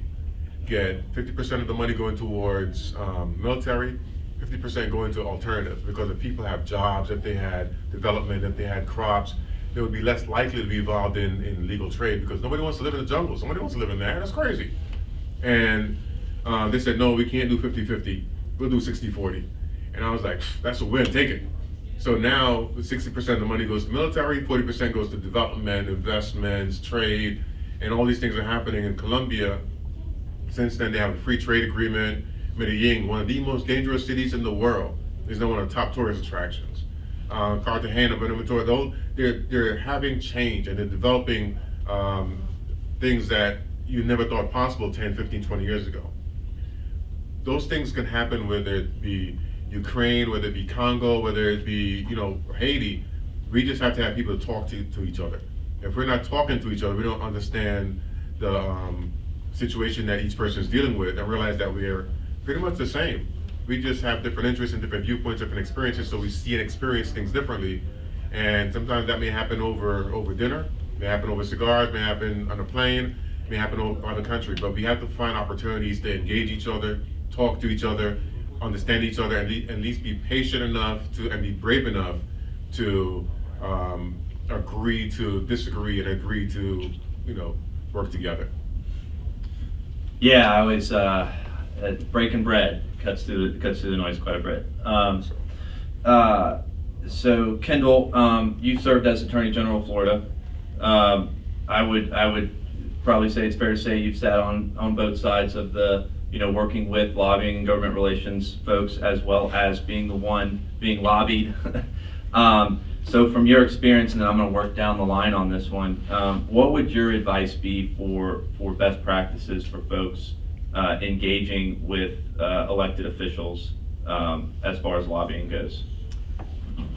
Well, just one perspective I have to say, when I was on the prosecution side, we thought all lobbying was corrupt. I mean, seriously, I know that sounds so... That's conference over, everybody. It's so small-minded, and lobbyists would get fees, $100,000, on a major project, maybe more. And we look at that and say, it's got to be a bribe. And yet, it wasn't a bribe. The perspective was that the go-to lobbyists are paid pretty well, actually, sometimes better than lawyers, because they have a unique knowledge of a subject. They spend a lifetime developing connections and credibility. So that perspective from the government got changed quite a bit when I was on the outside, and I realized that the vast majority of lobbyists I've dealt with are, straight shooters. They have to be. You are out of business if you get caught in a lie to anybody who's in public life. The best lobbyist, a very good friend of mine, but I consider him to be maybe the best go-to lobbyist in the state of Florida, always tries to make the pitch on the merits and on the politics. And of course he's connected and raises money and does all those things, but he goes in, he doesn't want an office holder to end up looking bad or looking embarrassed. So he's real straight about that. But you got to sell it on the politics, and you got to sell it on the merits. And if you think you're just going to talk about good government and what's better for the environment, and that's the only thing that an elected official wants to hear about, it's not realistic. And it's a basic formula, but that plus raising money and complete credibility has fueled his success for many years. That's great. Yeah, a wise person once told me when I was first starting. They said, people, politics, policy. You got to know all three of those things when you're walking in the door. Ian, I'll turn it over to you. Same question. Best practices. I'll answer that with this quick story. I had somebody reach out to me, and we arranged to meet the person in New York, Waldorf Astoria. And this person is a multi-billionaire, told me like $30 billion. They're very well situated. I did some research on the person. Great former elected official from a country, another country. Great elected official. I was like, this guy would be a great president. If they could do the things that they do in this particular, where they were governor, they do it in the entire country. It'd be great. Doing more research, found out that the person, there's some challenges and questionable issues going on with them. But I was like, okay, we can overcome this. They're not a bad person. They didn't kill anybody that I could find. Met them in the Waldorf Astoria. They had 2 lobbying firms that they were working with for the past 7 years, paying them each $15,000 a month to represent them. I brought my team up. We met with the person. They said, well, initially, after meeting the person, I was like, not a strong person, but they're very mild, mellow. And they asked me to help them with their campaign. And I was like, great. I can ask for whatever amount of money I could ask for, they would have no problem paying it. The ask was, I need the Congress, the House, the Senate, the White House, the State Department, and the Department of Defense to support me. And I was just like, heavy ask. You have 30 days. I was like, man, that was 5 days ago. Now 25 days. I told them, I said, no, not possible. I could have asked for $5 to $10 million. They would have paid it. And I would have failed miserably and would have been like, that's the business of what it is. Told the person he didn't have enough money. I said, you don't have enough money to make that happen. That's not realistic. You have 2 lobbying firms that you've been working with for 7 years, and you want me to do this in less than 30 days? You're wasting my time. So, could I have taken the money? Yes. Would it be a waste of, would I have been able to sleep with it? No, it's not worth my integrity. It's not worth my time, my reputation. Because you can't say you can do things that you can't actually do. And we can say, okay, we can make it happen. Maybe if it was just the Congress, maybe it was just the House, we might be able to do that. But you want House, Senate, not just regular members, leadership. You want the President, the Secretary of State, and the Secretary of Defense. Like, man, take you about 7 years. 2 different administrations. So you have to be realistic. No matter how well you're seen or perceived, or just have to be realistic, and it's not worth the money. They can't offer you enough money to compromise your integrity, because then you have to register, it goes public, you have to put what your scope of work is. People see that, they look it up, and then you're the guy who failed and didn't deliver, and you charge this much money, and then you get investigated. You're charging $5-10 million for 30 days work, you'll definitely get investigated. So it just was not worth it. So integrity is everything. That's great. So Thaddeus, same question over to you. Best practices for lobbying and advocacy in the U.S. Attention to detail, timing, leverage, and the willingness to have the hard conversation. And don't be afraid to bounce things off of. I hope you have a lawyer or a treasurer or something. Like, if it sounds too good to be true, run it by them, because that's half the reason why a lot of corruption and things happen, because no one's taking the time to go through the details or the fine facts of the law, because the United States government isn't caring about intentions. Like, if you go an inch over, never underestimate America's willingness to over-prosecute you, and especially past political consequences. Awesome. Do I keep going? This said to 12:40. We can keep going. Katarina. Cool. We'll keep going. That was Kendall. That was all I had. I don't know if we wanted to open it up to some other topics. And Well, what about What about the future of lobbying for Ukrainian interests, just to kick around? Here's something I looked at, and I don't even know what the goal would be. I mean, right now I get the sense that a lot of the focus is just getting weapons so that Ukraine can defend itself from an immoral war.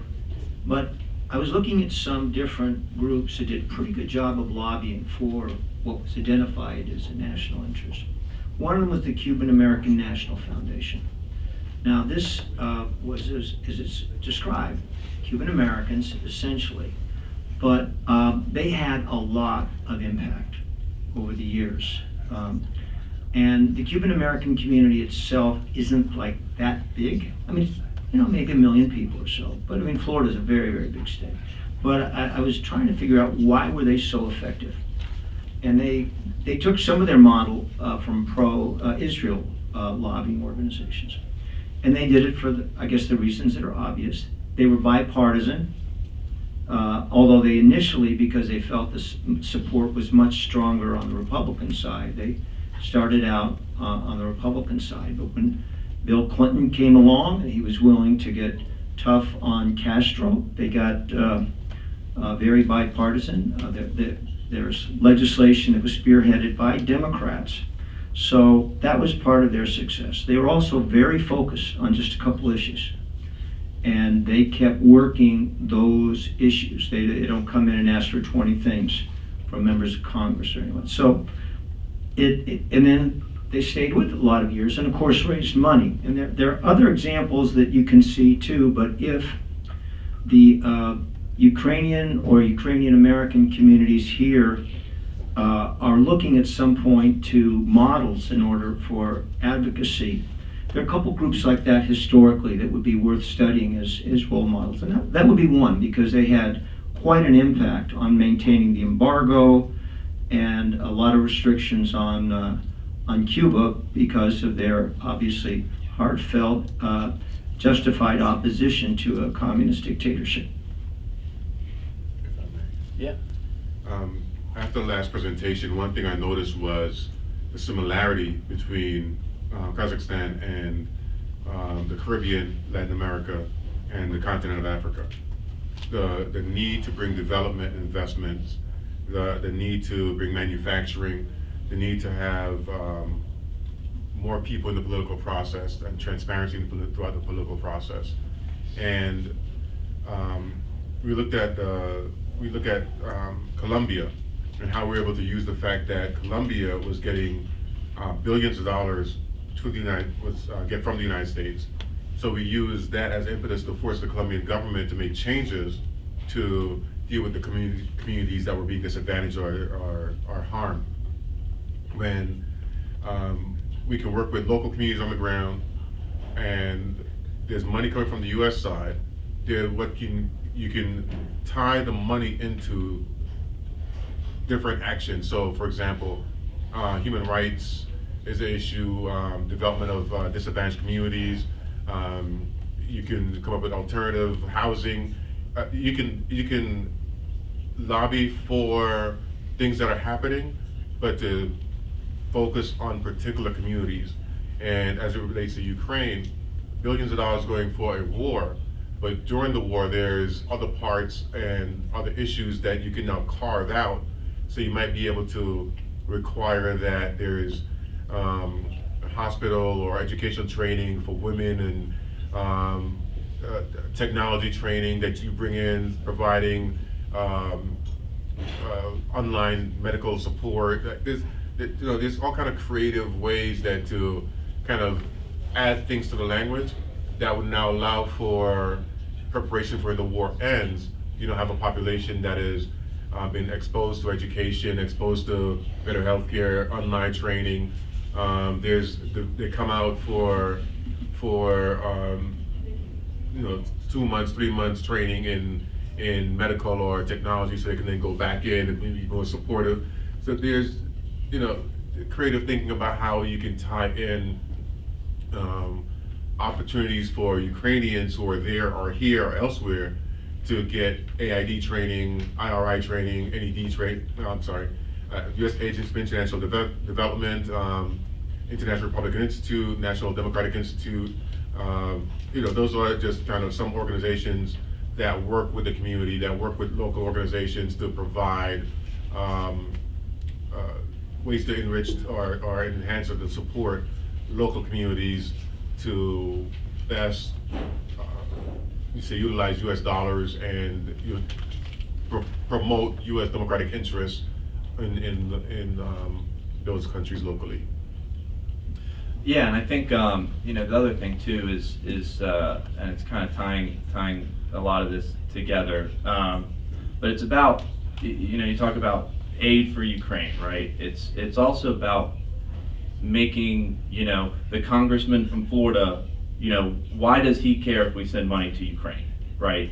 He's got constituents at home that are asking, why is my money it's about bringing it back home too for the U.S. It's about why our interests matter, the U.S. interests matter in Ukraine, but also why your interests in Ukraine matter to us and matter to said congressman in Florida or congressman or woman wherever, right? Because for these guys, for those 435 folks that are sitting in that Capitol, at the end of the day, it's about why it matters to them, and like I said, bringing the issues back home. That's what's going to move the needle on things like this. And as you said, Ian, there's a lot of ways to do that, right? There's a lot of creative solutions out there, but that's in my opinion what's going to have the impact at the end of the day.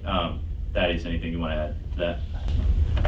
And then probably another thing that's depending on like your appetite for it, some of the best times to get something passed is around budget time when folk are arguing, and to the points folk were making, are you taking away, are you adding, or what does this fit into existing interests? Because often, well, a lot of budgets and things get passed either last minute, left out negotiations and things like that, so just making sure that you are putting yourself in the best position to maximize and articulate the need and why it's beneficial.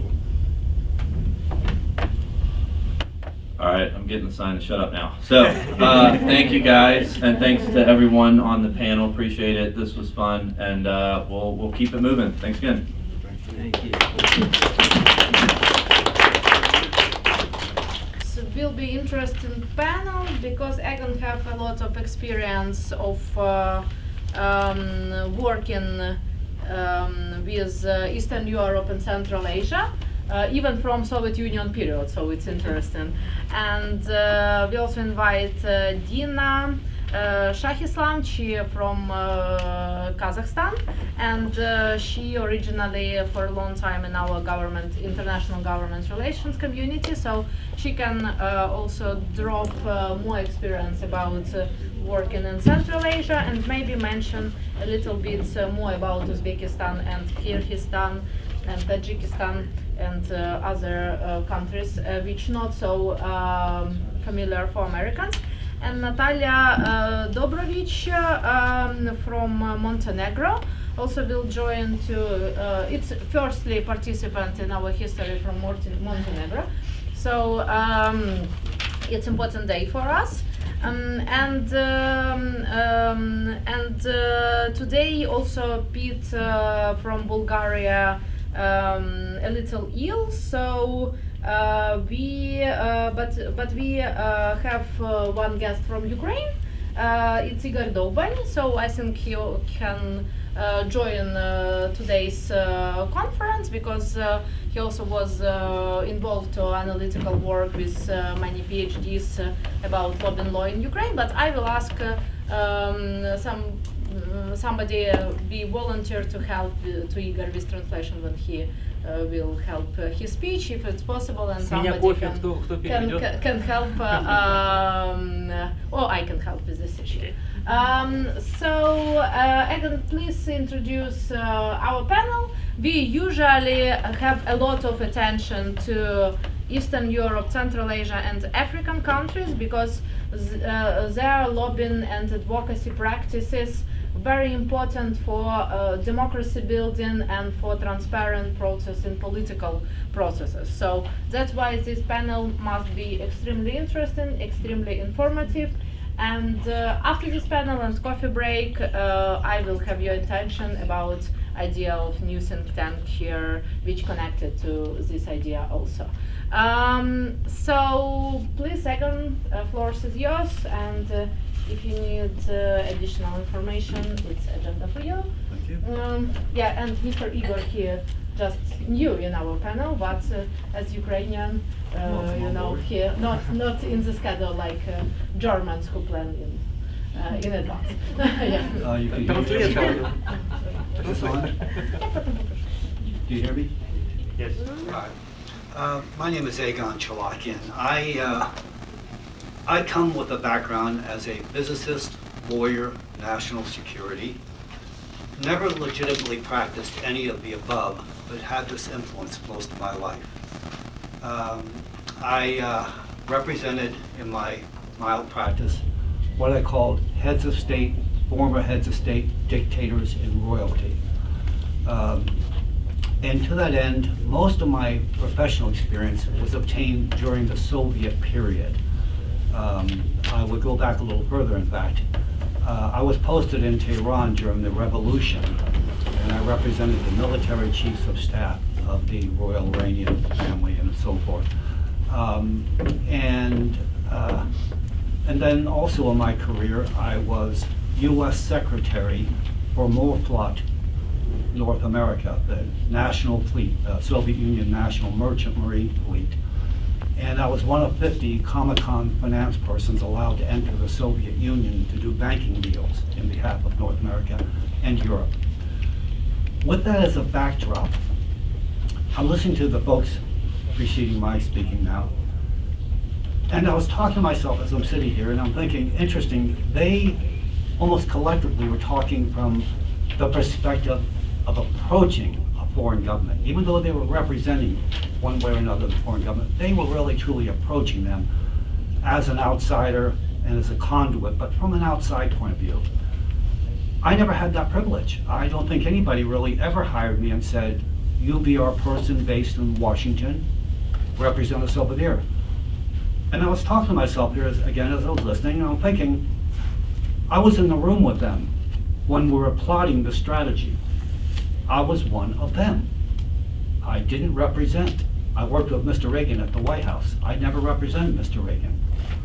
I'll step back a little bit on that same note. When the Falkland War broke out, for instance, you had the dictator of Argentina at the time. Then you also had the foreign secretary. He was the face of the war at the time between Maggie Thatcher and Mr. Reagan. He was also my ex-roommate at Columbia University. So he was a much older gentleman. I was a young kid, but I knew Dr. Nikena Costamentis for 9 months as my flatmate. So again, even though I was the Yank, the American in the deal, I was in his camp. I'd also worked for Mr. Reagan, ironically, just by happenstance, not by design. So I came from a different perspective. I kind of knew what the enemy was all about because technically I was in bed with the enemy. And so I come into this dialogue with that as a background. I want to add this, and I want to have the guest on board with me introduce themselves. My experience working as a Comecon finance person in the former Soviet Union, all the countries comprising the former Soviet Union, was, and we did the biggest deals. I represent the biggest American banks, international banks, pardon me, not just American. So we did the biggest Bank of Foreign Trade, USSR financing ever undertaken to the history to this date. At that point, the Russians, who spoke for everybody, were paranoid about having a bad reputation in the West. They paid their bills on time. They did not want to violate a contract and that was a fearful matter for them, or they would get bad press with the Wall Street Journal, etc. So my role, aside from performing my professional duty, was in fact to sit there and say, if you don't wear that color tie, you're going to offend this person. If you don't get your hair cut this way, don't go in there drinking. Get rid of that before we go in that meeting. And I would beat them up as their parent. And I'm talking, Mr. Putin was a young man at that point. He was part of that club. I went in there and I beat them up so that they would appeal to the Western public. So with that as an introduction, I'm going to have my guest. I'm going to have, first of all, Dina, if you'd be kind enough to introduce yourself to the folks and let them know your background, what you bring to the table. Hi everyone, my name is Dina Shankislam. Thank you so much, Egan, and thank you so much, Katya, for inviting us. Yes, I also represent Kazakhstan, like Janar. What I wanted to tell you about, you guys, is about lobbying efforts in Kazakhstan. So, as you know, and as Katya said, lobbying in Kazakhstan hasn't been registered yet, and hopefully. We're saying yet, but there have been already 8 attempts to do that since 1996.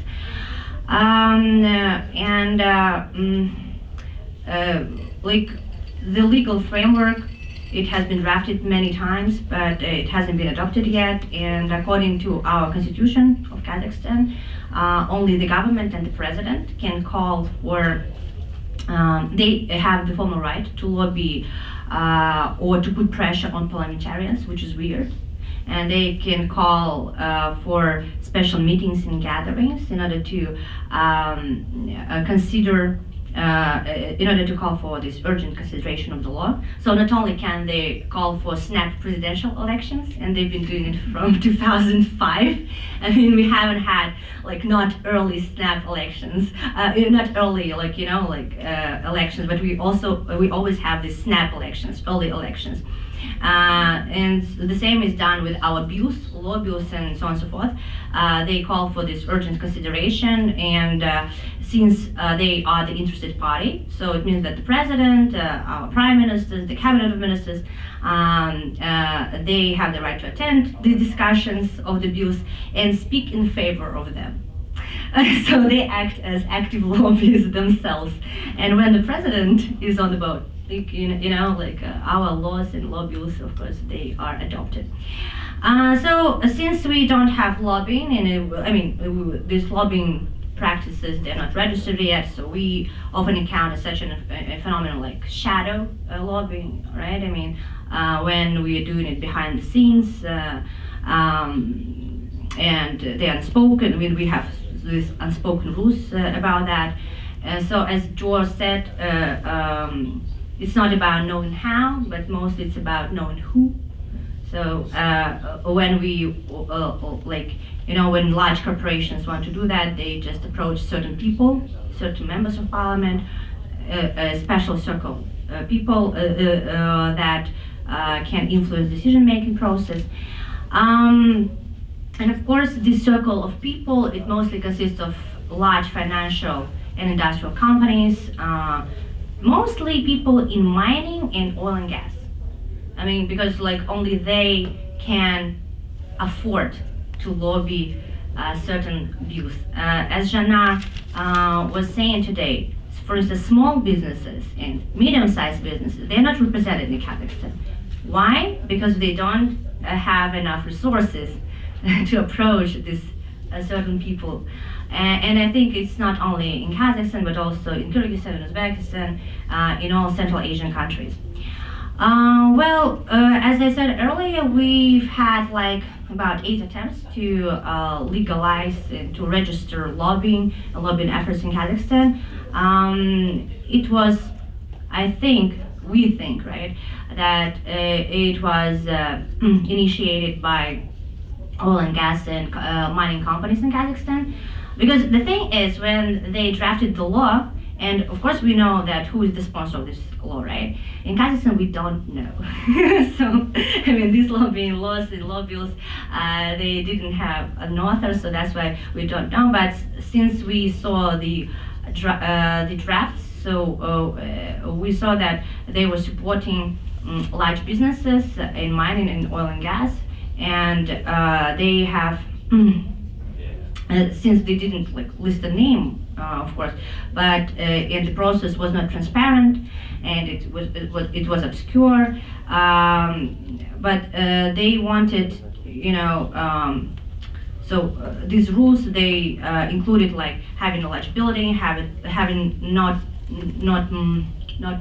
less than about 10 lawyers and so on and so forth. So all these impossible requirements for lobbyists, and that can only big financial groups afford. So that's why, of course, these laws were not adopted, because there was huge protests among the public. Of course, because the law itself, it was done specifically for oil and gas industry. So this is to sum up about our lobbying efforts, but right now we have a huge hope for things going better in our country, because we have these snap elections, parliamentary elections. However, the first time in our history, in the history of our country, independent candidates like Janar, self-nominated, right? They were allowed to participate and to run for elections, and we think that maybe the first step for us to adopt certain laws and to maybe represent certain businesses and certain interests, right, and to lobby certain laws that can better our society, that can contribute to the development of democracy as it is, right? Not shadow lobbying, not like bribery and corruption, not doing behind the scenes stuff, right? And not about knowing who, but actually doing something that will set the rules and show us how to do it in a proper way, more transparent, in a democratic way. So, yes. Thank you very much. I'm going to ask our next guest, please introduce yourself. Please give an idea what you can bring to this table. What is the pattern of practice in your jurisdiction? Thank you again. My name is Natalia Dubrovic. I'm here to speak and represent on Montenegro. And I come with a background in political science and liberal arts. And really what sparked my interest in contributing to the panel was to speak about the situation in Montenegro and to bring that perspective. Уважаемые коллеги, добрый день. Мне очень приятно находиться в вашем обществе. Hi everyone, and I'm so happy. Thank you for having me here today. Я приехал к Кате по приглашению, мы собирались выпить кофе, и в двух словах я рассказал о том, что я защитил докторскую диссертацию по теме коррупции. So we know each other for a long time, and he worked with anti-corruption issues in Ukraine.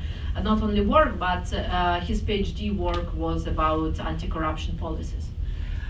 И я говорю, я абсолютно никакого отношения не имею к лоббизму. So he not working as lobbyist or not professional lobbyist. It's important point for today. Но когда мы поговорили чуть-чуть, и я рассказал о том, какой путь мне пришлось пройти, она говорит: внимание, внимание, иди садись, рассказывай, сейчас будет интересно. Yeah, but I insist to take in part of Igor in this panel because it's very interesting to know his experience also as Ukrainian and yeah. Да. Первый случай, когда я столкнулся с лоббизмом, у меня 4 детей, это самые лучшие лоббисты. So he have 4 kids and he said that it's better lobbyists and advocates for anything. Ну, если серьезно, будем говорить про Украину. If serious, we will talk a little bit about Ukraine today. Украина парламентско-президентская республика. So we have parliamentary president republic in Ukraine. So parliament have majority. Но, к сожалению, я уверен, что практически никто из вас не знает, кто глава парламента Украины. But I'm sure that if we will do a little poll today, nobody don't know who is head of Ukrainian parliament. So maybe we can ask people. So somebody know who is leader of? No, here people know only Zelensky. В Украине существует несколько ветвей власти. Это исполнительная. So in Ukraine, classical structure of branches, so it's executive, legislative, и судебная. Судебная, и есть еще часть чуть-чуть журналистская, которая тоже называется одной из... No, and of course we have media, yeah. Да. So we have better situation than in Uzbekistan. Да. Значит, после того, когда господин Ющенко пришел к власти, so Yushchenko, when President Yushchenko, maybe not all people familiar with that, it was Orange Revolution, it was like first revolution in Ukraine for Western vector of growing of Ukraine. And Mr. Yushchenko, he was president who led this revolution, and this revolution was in 2004. Вы сейчас поймете, почему я про него вспомнил. Господин Ющенко согласился с идеей, что ему нужно услышать свое общество, и в каждом из 26 регионов были открыты приемные президента в каждой области. So Yushchenko firstly decided to open like public offices to communicate with voters. В этих офисах люди первый раз в жизни могли увидеть прокурора области, губернатора области и рассказать о своих проблемах. До этого никогда такого не было. And it's firstly when people can see governor, attorney general, and communicate with them. So, but for Americans it's not a surprise, I think. Да. But for us it was да, very в Украине progressive такого practice, никогда yes. не было. И это был первый случай, когда информация шла напрямую к президенту, минуя его аппарат и губернаторов. And this was first in Ukrainian history when president had direct information from voters, not from his community or his advisors or governors. So he mentioned that it was first practice of direct dialogue between people and president on his point of view. Эта вся информация стекалась в один офис. Этим офисом командовал я. На протяжении 2,5 лет мы демонстрировали лоббизм со стороны низа, со стороны пересечных громадян, со стороны людей. И до тех пор, пока Ющенко этим вопросом занимался, мы были достаточно успешны. And he leads this office of direct dialogue, and he thinks that this was direct example of public advocacy and advocacy of not business interest but public interest, which works for several years when Yushchenko was in power. So it's a good example of this transparent dialogue. Второй пример лоббизма. Украина выиграла право в 2012 году проводить чемпионат Европы по футболу. And second good example, it's example of international, no, he said international lobbying. It's our fighting for rule to get soccer championship on 12.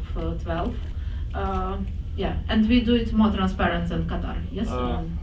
Maybe. И в 2007 году, когда Украина уже выиграла это право, у нас оставалось практически 4 года, чтобы страну подготовить к проведению этого чемпионата. But interesting that when we get this rule in transparent way, we have only 4 years to prepare this championship.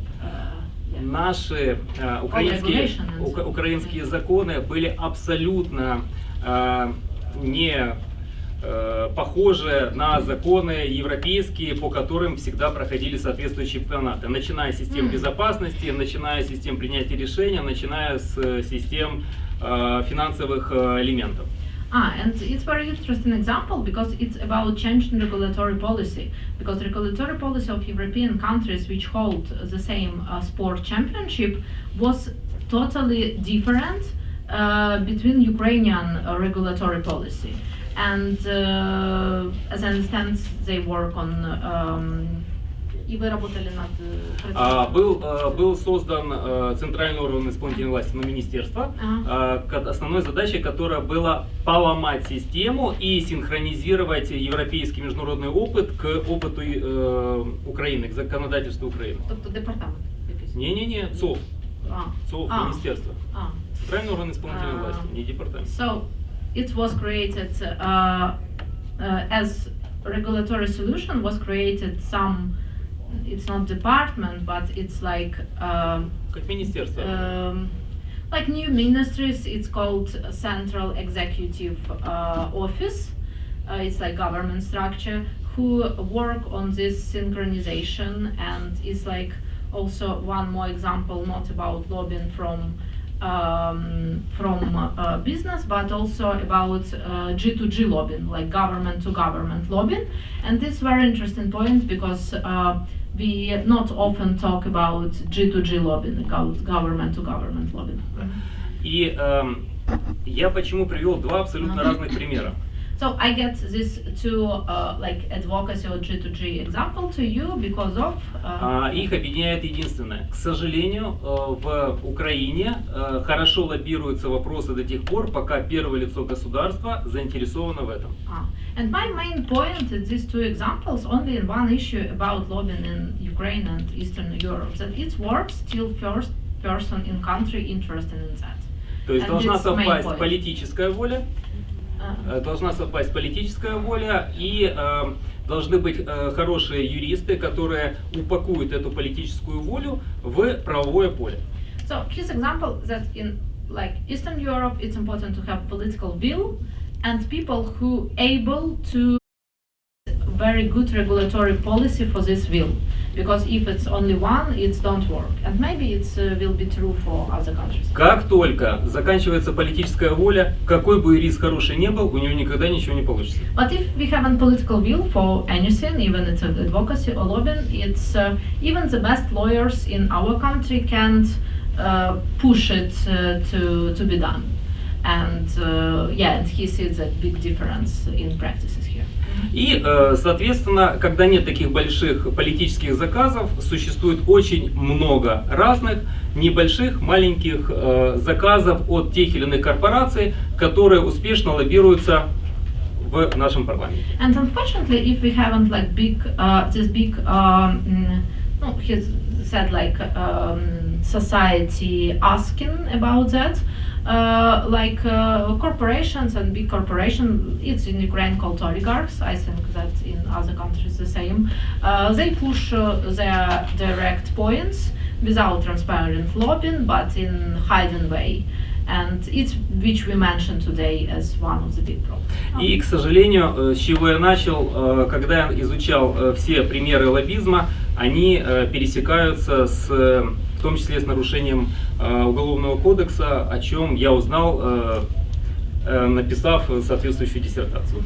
And of course, like it's a criminal case if this work doing under the table and in the way like of direct impact of no, it's not corporations like oligarchs, and he work on that in his PhD. But I'm asked to be more shortly because we have lunch. Я сейчас, да.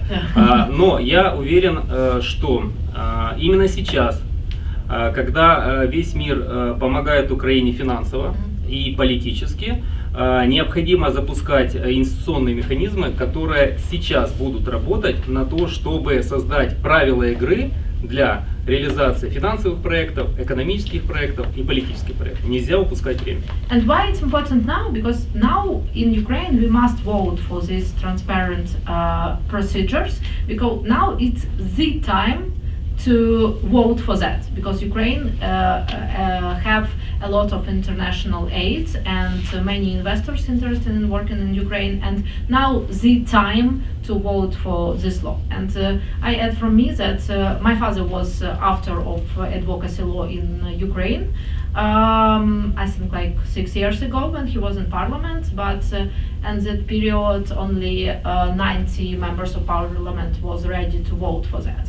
And mostly administration of presidents don't want to be transparent in that period of time. And that's why we have some work on that in our country, but still it's just discussion. Thank you for Я your благодарен, comment. я благодарен Катерине как раз за то, что она этой работой And занимается. thanks to me, yeah, thank you. Thank you for your point, it's very interesting. And please, yeah, final quotes, because we have little lunch now, and it's very hard My to be guest perfect. on the right, I want to pick you first. Be kind enough to advise our audience, what is the face in North America of the lobbying activities taking place in your country between North America and Montenegro? Is there a central point? Is there a face? No, there isn't. What movement might be underway to establish this conduit? There isn't one, but I think there is definitely space to start now. For the business people out there, that's your cue. That's gold mine, what you just heard there. I'm going to ask you the same questions plural, my apologies. What is the face? What is your image, not in DC, in Los Angeles, investors in Boston? If I had to ask any prominent person I know in North America, cite one entity in Kazakhstan that is synonymous with success, great return on investment, that you want on your resume. All of us want resumes that are built up. What can I brand on that resume that you can give me from Kazakhstan today? Thank you, Egan. We were discussing it, right, just a bit earlier, and there is none. I mean, what is the face of Kazakhstan, right? I mean, and we were discussing this question, and there is none, unfortunately. And beside that, we had Nazarbayev for 30 years, right? I mean, our first president. And we have still these old political elites. And right now we have new political elites led by Tokayev. But we also have the third camp, pro-Russian camp. And I know that in Western media, it's just said that, oh, Kazakhstan is moving away from Russia, or Kazakhstan is slipping out from Russian thumb, right? Or Kazakhstan is, looking west or whatever. It's not. I mean, it's not because 80% of our export oil is going through Russia. It's not that because it's like 80 million tons of oil is pumped through the pipeline going through Russia. And when we're talking about Baku, Tbilisi, Ceyhan, Azerbaijan, Georgia, and Turkish, there is no pipeline by sea, right? And it's only about 1 million ton. And you compare it to 80 million ton, right? It's not because uranium is not ours, it's Russian. So what do we have in Kazakhstan? We totally depend on Russia. And even we are in the customs union with Russia, and Janar was talking about it, right? It means, and there is customs duty regulation. We still pay 85% of our customs duty to Russia, 85%, even though transit doesn't go through Russian territory anymore. We pay 85% to Russia and 6% to Belarus. I can imagine it. So that's why, what is the face of Kazakhstan? We don't know. Right now, we all hope in Kazakhstan that Ukraine wins, and then we will have an opportunity to break with Russia, to actually look west. And there are three camps: old political elites, new political elites, and pro-Russian camp, which is now based in Kazakhstan because of sanctions. Right now, they moved from Russia to Kazakhstan, and Kazakhstan has accepted it. So that's why whenever we're talking about face of Kazakhstan, I hope it's the face like Janar's face. The face, I'm serious right now, the face of people, businesses, because right now, they're taking the hit. Right now, they are really interested in protecting their interests, right? And there are so many associations in Kazakhstan that Janar represents right now today in Kazakhstan that are losing money for real, that are threatened by Russian and Belarusian products. Our domestic industry is not protected at all. And right now they're like, well, who can protect us if not government? And government is not doing anything. And we have three different camps, and we have Kazakh unrest, right? Bloody January in 2022, when people protested and there was almost overthrow of the government, and Russia intervened. So right now, businesses are on their own, and that's why we are trying to register lobbying in Kazakhstan, because businesses have to be protected if government isn't doing it. So we gotta do it. And I hope this is gonna be the new face of Kazakhstan. Businesses trying to make their case and being protected and doing it in a transparent and systemic way. But so far, no face at all. Even, yeah. Because the situation is very tricky in Kazakhstan. We have a gold mine. We're talking the former Yugoslavia, Central Asia, Ukraine. They're synonymous with one another, the same dialogue, different points in time that they took place. The opportunities are immense. I don't know why our constituency in North America, and let's say the Western Europeans as well, are not yet harnessing that energy. It's conspicuously visible. Case in point, if any one of us in this room wanted to go out today and do a quick article, I don't mean an academic article, I mean stuff that gets inserted in the Wall Street Journal, on the web, same day stuff, op-eds, character of that nature. And we picked any one of these subjects, you have an audience immediately available that would want to consume the subject. 1 year ago, we would not have had that audience.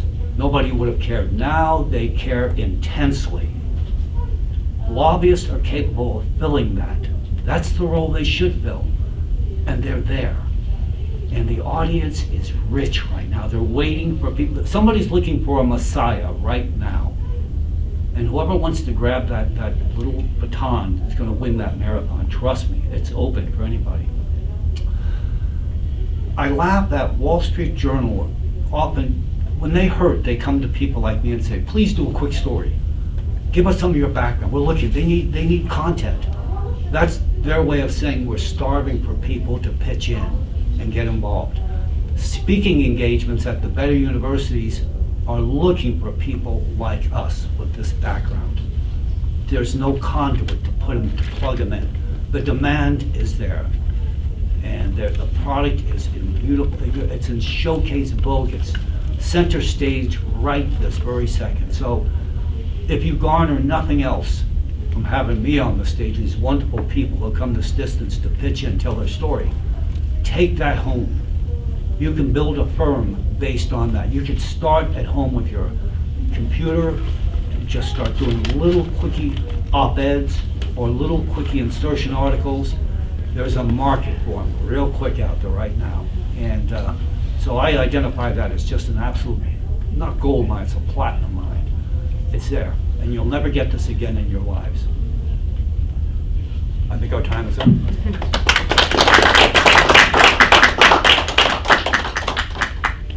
This work on Polita.org.ua, and now when we come to United States because of war, we also start to do a lot of projects here. And like all this year, we do many online analytical events, like events on Russian disinformation campaign, like events of connecting volunteers and non-profits on our platform to do more impact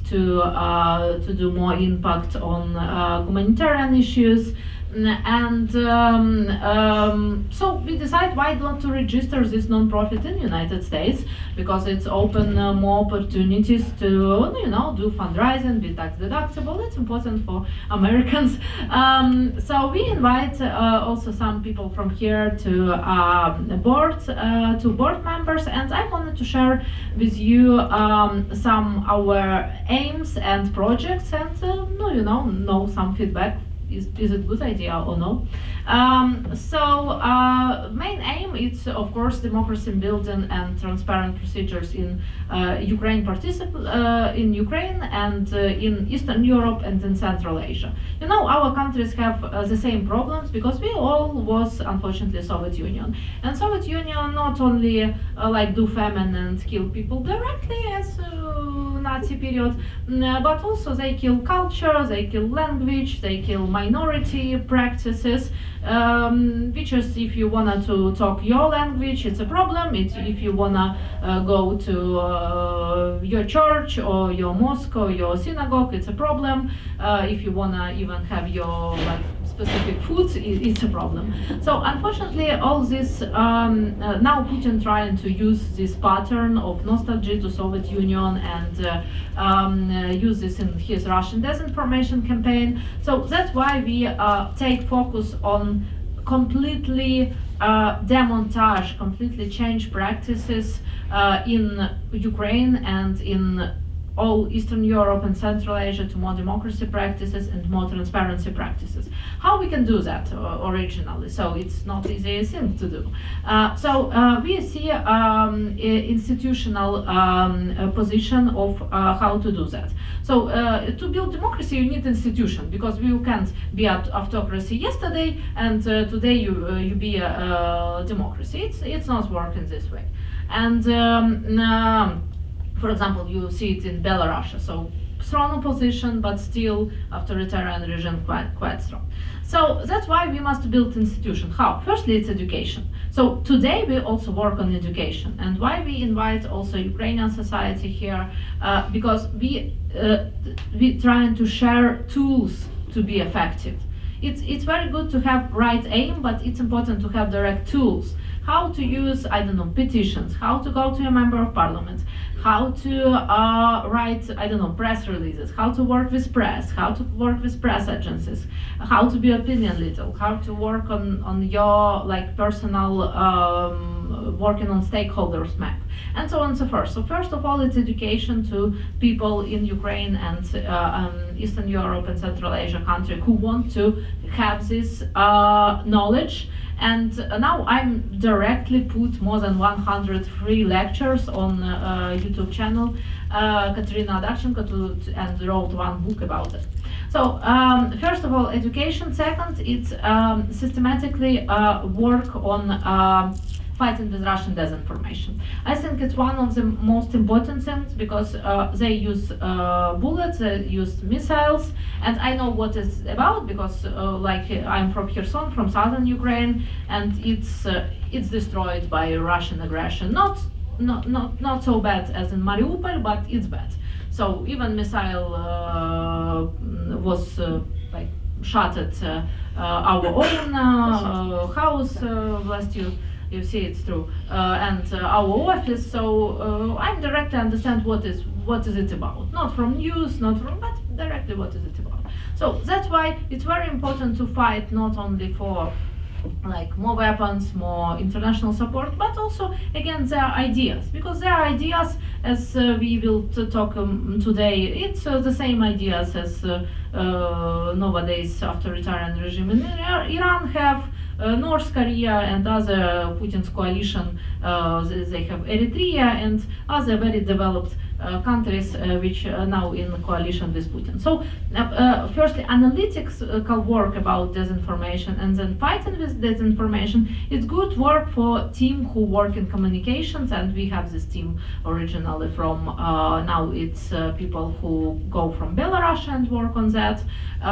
In Europe, of course, it's Ukrainian people, it's people also from Kazakhstan, from Kyrgyzstan who work on that. So firstly education, second it's working on fighting with the disinformation.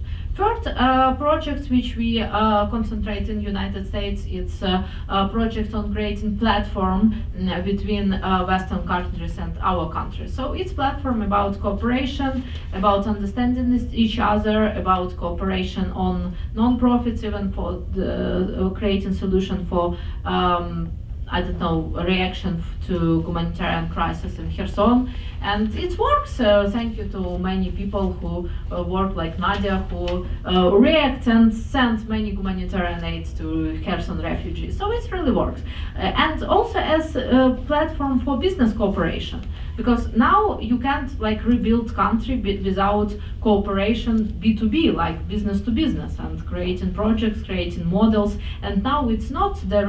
We have a not direct model about economy growth, and it can be economy growth only on Ukraine. It must be regional economy growth, because Ukraine can grow without Moldova, without cooperation with Balkan countries and all Europe. So it's regional question. That's why it's important to be this base and platform for cooperation. And also, if we are talking on the last issue, it's just communication platform for advocacy. So we today were talking about what is lobbying and what is advocacy, and VP Scandal, you saw him today work more than 8 months for Russia as state sponsor of terrorism bill and lawsuits against Russia to take direct from the money to victims. It's not the easy thing, because even cases which was started through Saudi Arabia on 9/11, and it's not easy thing. But we're still working on, and we believe that maybe not in this way, maybe not in this bill which we have previously, but it had to be done. And that's why this advocacy work and advocacy work not only of honorable people from diaspora who really do great job, but also for people who now come to, because I'm not diaspora, I just come because of war and because like agent of FSB work in my office, and it's a scary thing when you have 3 childs. But it's very important to cooperate diaspora and originally Ukrainians who want to come back and who want to work with Ukraine. So it's the aim of creating like our think tank, and of course it supports to our minds, to PhDs, to scientific workers who now haven't worked. Let's talk directly that people from universities now haven't any job, any contracts now. So if you don't give to them direct resource for their research, they will go and work in not PhD work, in other not so pleasure work. So that's why it's very important to support minds and to support intellectual potential of Ukraine, of Kazakhstan, of Moldova, who can sit together and be extremely qualified to write direct good documents about economic growth, good documents about structural reforms, because sometimes you just need good expertise. And the difference between Eastern European countries and United States that we haven't this strong institution, and let's be open, not so respect this intellectual work. So we don't so respect people who PhDs, who scientific work, who work in analytical centers and so on and so forth. And we must change it, and now we have opportunity to change it. So please, if you have time, look through our presentation, and we will be happy to, have some advice how we must cooperate here, advice about fundraising. Maybe you can also advise some people additional to our board of directors, and we also wrote a plan for the next year, and we originally on this year have quite successful work on examples of Russian disinformation, and also start series of discussion with Ukrainian top economists about economic growth of Ukraine. So feel free to help us in this aim. I think that it's good aim which will have huge impact for democracy development in the region. So I will finish my short presentation in this point. Thank you so much for your attention to this issue, and we will moving forward to our next panel discussion.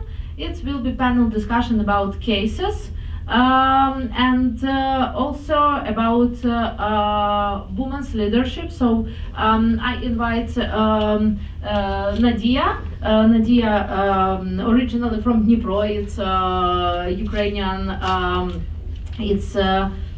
Ukrainian town, and now she represents Ukrainian diaspora and U.S. Ukraine activist nonprofit. Please, yeah, any. And Nadia and Catherine do any. You can choose any. Do tremendous work because they organize rally every day near White House.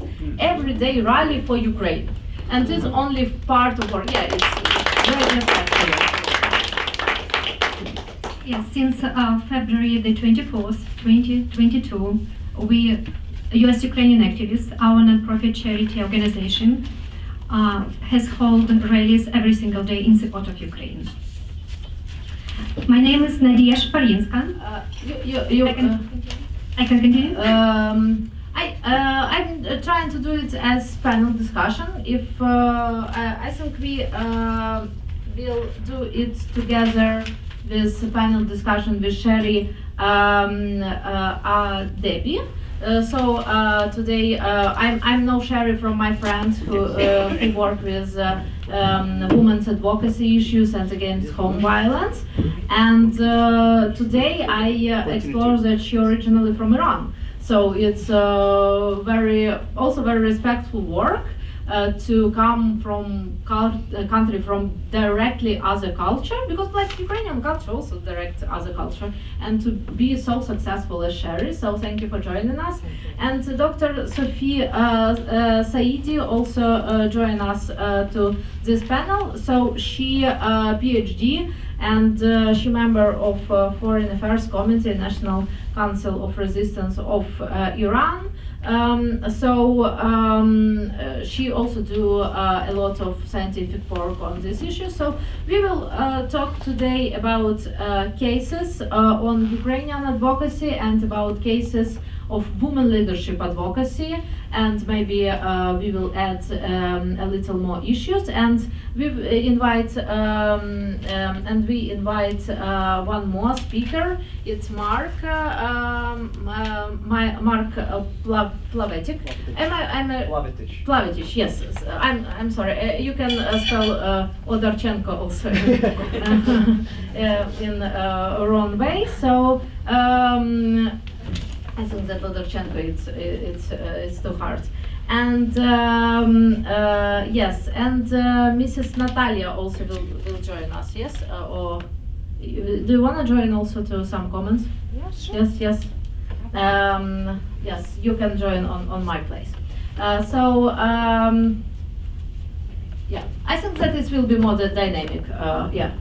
So like professor here. So I will give first point to Nadia, so she will represent her practice, and then we will move forward to practice from all these countries and have some active discussion now.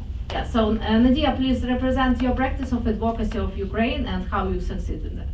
It is only in the past year, since Russia's full-scale invasion of Ukraine began last February, that our organization, US Ukrainian Activists, began engaging directly with American decision makers.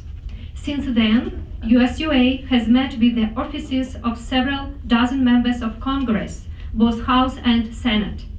Some of the meetings were very small and casual, with just a couple of people from our organization, meeting with staffers from a congressional office.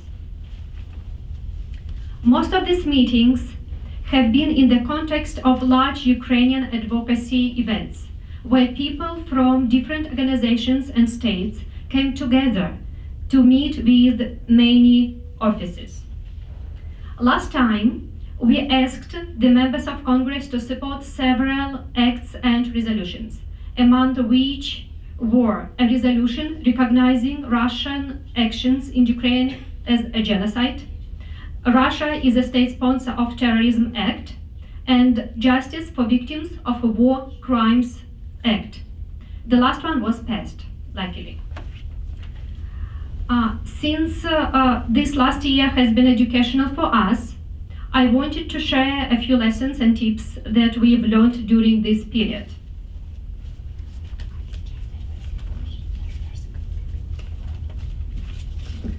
It is easier than people think to access our representatives, especially here in Washington, D.C. Sometimes only a few phone calls from constituents can change a vote. One constituent is often enough to get you a meeting with the congressional office. The office likely won't care about an internet petition with 1 million signatures. Those people could be from anywhere. But bring their voters in to speak with them, and they will pay attention. One thing that makes staffers sit up and take notes in meetings is when we say, we aren't lobbyists, we are new at talking with Congress, and we aren't being paid to be here. We are here because this issue is critically important to us. Of course, not everyone here has the luxury of being unpaid volunteers like we are. Even if you are paid lobbyists, you can seek out community supporters to back you up and demonstrate that you are talking about an issue that people care about in their district.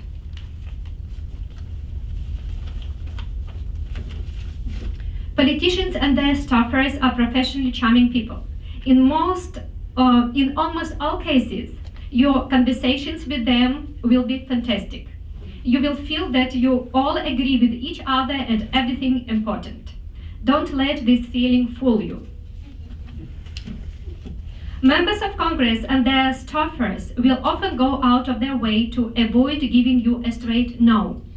When they start emphasizing the many things you and they all agree on, pay attention to what disagreements they might be glossing over. Don't ask yourself, do I agree with what they just said? Instead, make sure you keep track of, did they actually answer my question? Thank you. Thank you so much for your work, and I wanted to pay one more attention that you can join Ukrainian Advocacy Days on Wednesday and Thursday if you want. So it's a bill for Russia state sponsor of terrorism, Anti-Money Laundering Act, which helped to do pressure to Russia, and also additional supply of weapons.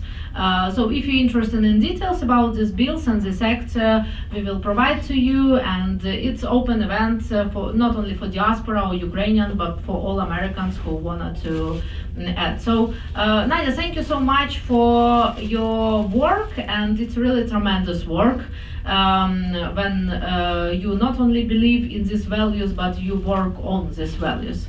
I also, Mark must be with us in other panel, and you in minority today. Mark, can you please explain how in Horvatia works like lobbying? And also, I know that we changed your panel, so now you also can represent us. What about women's leadership in Horvatia? And we will then compare it with Montenegro. Then we will move on Iranian issues, and Sherry, of course, will present her brilliant practice of this work in the United States. Please explain what's up with lobbying in Horvatia, and how you work with European structures, and also I know that you represent organizations which do some advocacy work for Horvatia here, so how it works. And the last question about Women's History Month, what's up with women's rights and women's advocacy in your country? So a lot of questions to you. Yes, okay, thank you. My name is Mark Plavetic. I am the executive officer for the National Federation of Croatian Americans. I actually do a lot of advocacy work for the organization sponsoring public relations efforts in order to strengthen Croatian and U.S. relationship building in terms of energy and also in terms of business and integration.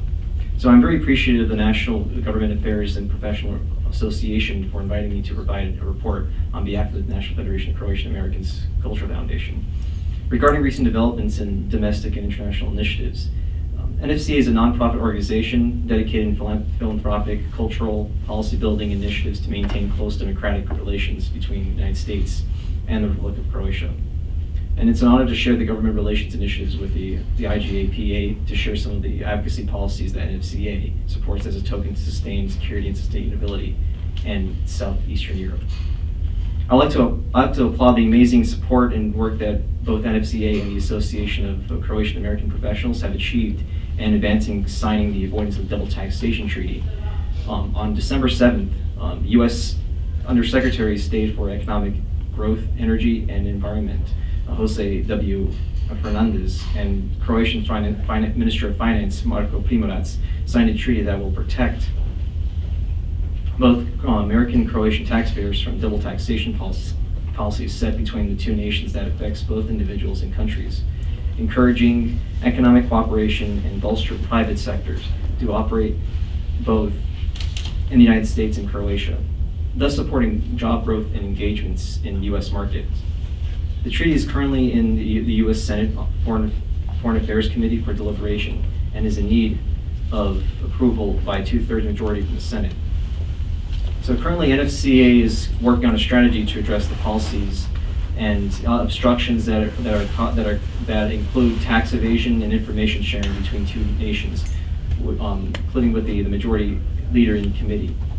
And this actually remains in active communication with the Croatian ambassador to the United States, Pierre Simonovic, and all U.S. actors involved in double taxation treaty ratification. So over the past few years, NFCA has become a strong supporter, along with numerous Southeastern European embassies in Washington, of the Three Seas Initiative and the Transatlantic Telecommunications Security Act, or the TTSA. 2 years ago, the president of NFCA, Steve Rukavina, sent a letter to the House Foreign Affairs Committee Chairman Gregory Meeks and Ranking Minority Leader Michael McCall for the U.S. to support the TTSA as an integral part of the 3SI. The tangential 3Cs initiative is critical in advancing the importance of investing in regional cooperation for diversification of energy and telecommunications infrastructure sources throughout 12 of the Central European nations, including on the Southeastern Europe, and also to promote connectivity through digitalization, energy, and security initiatives. Among the 12 nations are Austria, Bulgaria, Croatia, Czech Republic, Estonia, Hungary, Latvia, Lithuania, Poland, Romania, Slovenia, and Slovakia. This initiative was set to counter Russia's aggression and the use of Gazprom Energy to coerce their allies, and Chinese expansion of the Belt Road Initiative to compromise European security through telecommunications companies like Huawei, ZTE through weakened deficits from Soviet-era infrastructure. It is important that the U.S. continues to support the 3Cs initiative and help the European Union achieve independence in energy telecommunication diversification throughout Europe and bolster the digital use infrastructure and collective defense of NATO's systems. Along with the 3Cs initiative, NFC supports to engage in the role of strengthening diplomatic engagements between U.S. and Croatia in terms of energy cooperation. And since the beginning of Russia's invasion of Ukraine, Croatia has risen to be a significant contributor of Europe's energy security through LNG terminal on the island of Krk, to increase capacity as an alternative gas supply route for Central and Southern European countries. And they actually increased at least 300,000 cubic meters of gas, and also to bolster their current capacity of 2.8 billion cubic meters on energy diversification within the island of Krk. And it's also being distributed over to Central and Southeastern European countries. So in addition to the 3Cs initiatives, energy infrastructure investments in renewable energy, the U.S. Department of Energy, Croatian Ministry of Economy and Sustainable Development, and the Atlantic Council of Global Energy Center hosted the Partnership for the Transatlantic Energy and Climate Cooperation, the PTECC. The meeting was hosted on March 2nd in Zagreb, focusing on the decarbonization initiatives for Central and Eastern Europe, strengthening energy security in the region, and creating business engagements with U.S. companies, focusing on clean energy infrastructure. U.S. and Croatian relations in this initiative was confirmed when, on January 4th, U.S. Secretary of Energy Jennifer Gahan and Prime Minister of Croatia Andrej Plenković met to confirm plans to strengthen energy cooperation and also bolster alliance and partnerships. And the PTTCC is a multilateral initiative comprising of 24 Central and East European countries focusing on energy infrastructure, connectivity, and security, while also combating the risks and dangers of acceleration of climate change. NFCA will maintain close support for the PTECC, along with policies that will help fulfill the goals of the 3Cs initiative. NFCA also remains committed to its core cooperation with the Congressional Croatian Caucus in the U.S. Congress. With 25 members, it remains one of the largest officially registered foreign policy-oriented caucuses in the U.S. Capitol. Along with the lines, the members are Representatives David Joyce of Ohio and Congresswoman Natalia Berrigan, who remain our caucus co-chairs, and legislative assistants Will Mascaro and Remy Goya. NFCA maintains close relations with the caucus, and as a representative of the public affairs consultant Joe Foley, who reports CCC developments and international affairs in Southeastern Europe.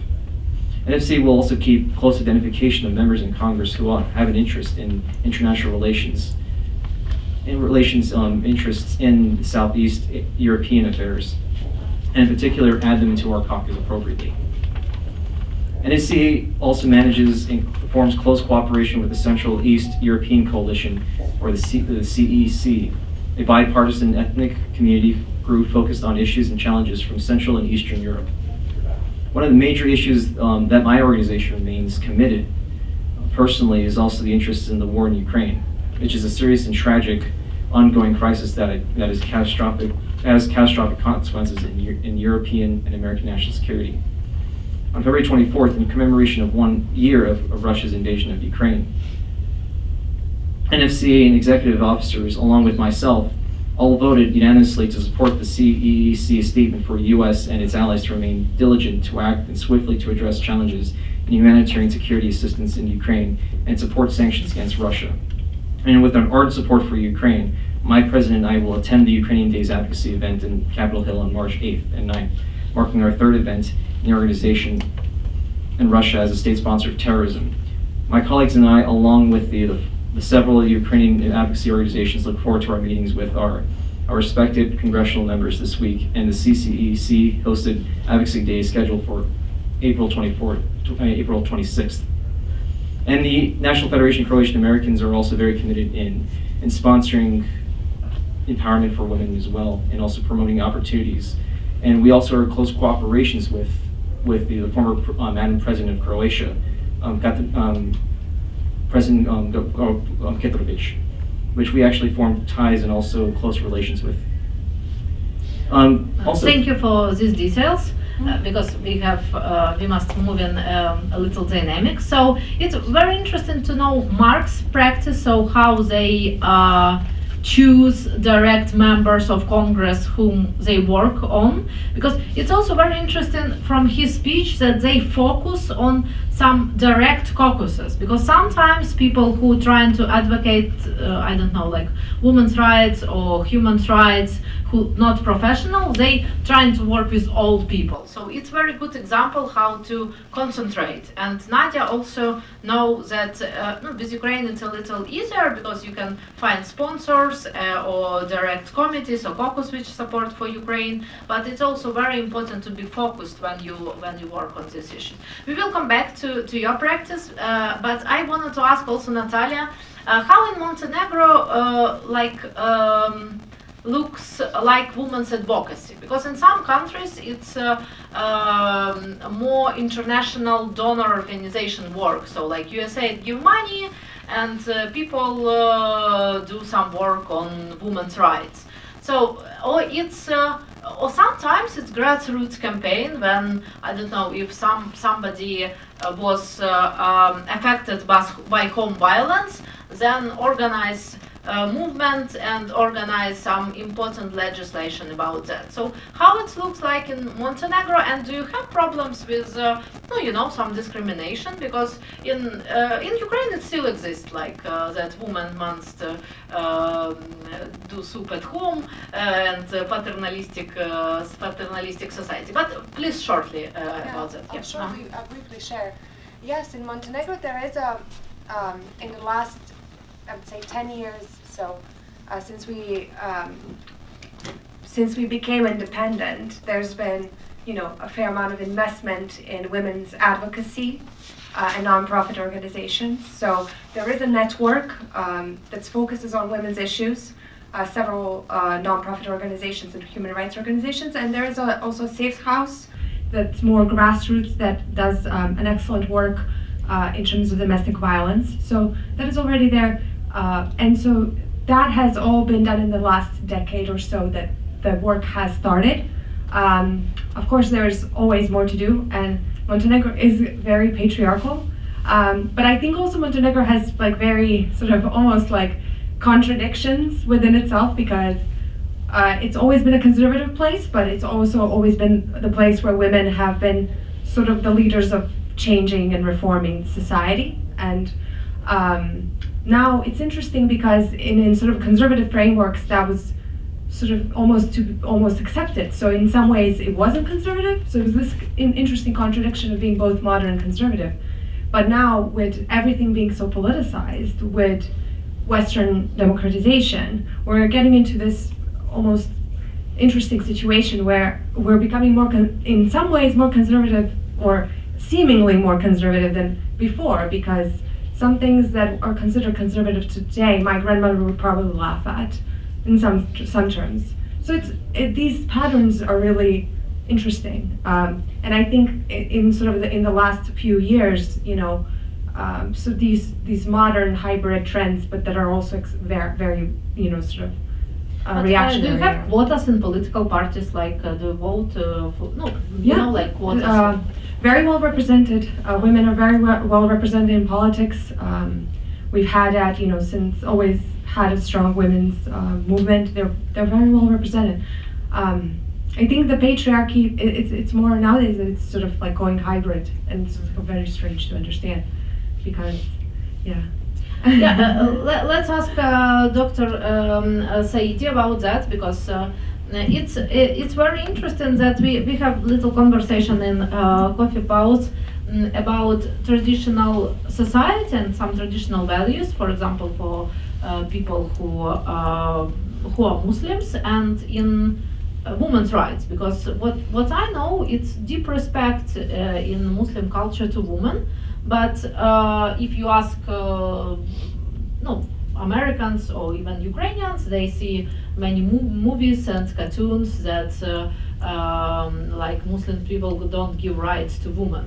So can you explain a little bit about your work, and also about your advocacy work against the Iranian regime, and a little more about your culture, because we still live in some stereotypes, and I think that for the community where all people, I think, have PhD or even master degree, it's not normal living these stereotypes. And maybe you give to us some tools which you understand as most effective tool for advocacy for women's rights. Thank you. By all means. First and foremost, thank you so much, Katarina, for inviting me to this wonderful, wonderful set of panels. Enjoyed and benefited greatly. But you do realize that your question and questions are phenomenal, but they take a long time. I wanted to also, I take that into consideration. I'll try to respond. I do want to be respectful of the panel and stick to my 5-7 minutes, although I'm going to go through summarizing 100 years of history and women's activity in 5 minutes. That in and of itself is going to be record breaking. But I'm here, some colleagues are here, and we'll be more than happy to answer afterwards, because this would be a very fascinating topic for the audience. You've alluded to the topic of religion, women, the Middle East, Iran particularly. A lot of things are going on, and I'll try to address those in my talk. First and foremost, as we today, on this particular panel, talk about women's leadership, let's just put things in perspective. Now, statistically, worldwide, women represent 6.7% of boardrooms and about 5% of CEOs. As well as political leadership worldwide, women are 22%. So there's a lot of work that needs to be done. But I'm here to tell you that we do have a phenomenal case example with Iranian resistance that is unprecedented in the world, documented, and fortunately we can share some of that with you, with the audience, to answer your question, both in the context of political leadership as well as in the context of religion, and which is the prime example of fundamentalism in Iran. Irrespective, it's not obviously representative of Islam and what we know in other regions of the world, and what we're exposed to in terms of what Islam in and of itself stands for. So having said that, this is also very momentous that we're talking about women and women in leadership, particularly because we're 2 days away from March 8th, which, as we all know, and particularly ladies know, and I'm sure gentlemen who support ladies know and are aware that it is the International Day of Women. How momentous it is that we're talking about women and leadership, as well as in our particular case, what's been a phenomenally worthy news highlighted around the globe is the events in Iran, which is spearheaded by women. And it is unheard and unprecedented that you have 2 revolutions in 1 century in 1 country. And I'm old enough to have witnessed both, and which is the second one we're coming to. Mahsa Amini was a young woman, as we know, covered in the news very briefly for those who do not know. In September 16th, she was killed basically because of the supposedly improper bailing, and that has sparked in 282 cities in Iran, a mass uprising, again unprecedented simultaneously, which up to now we're in the 7th month, is 172 days. We have 30,000 that have been incarcerated.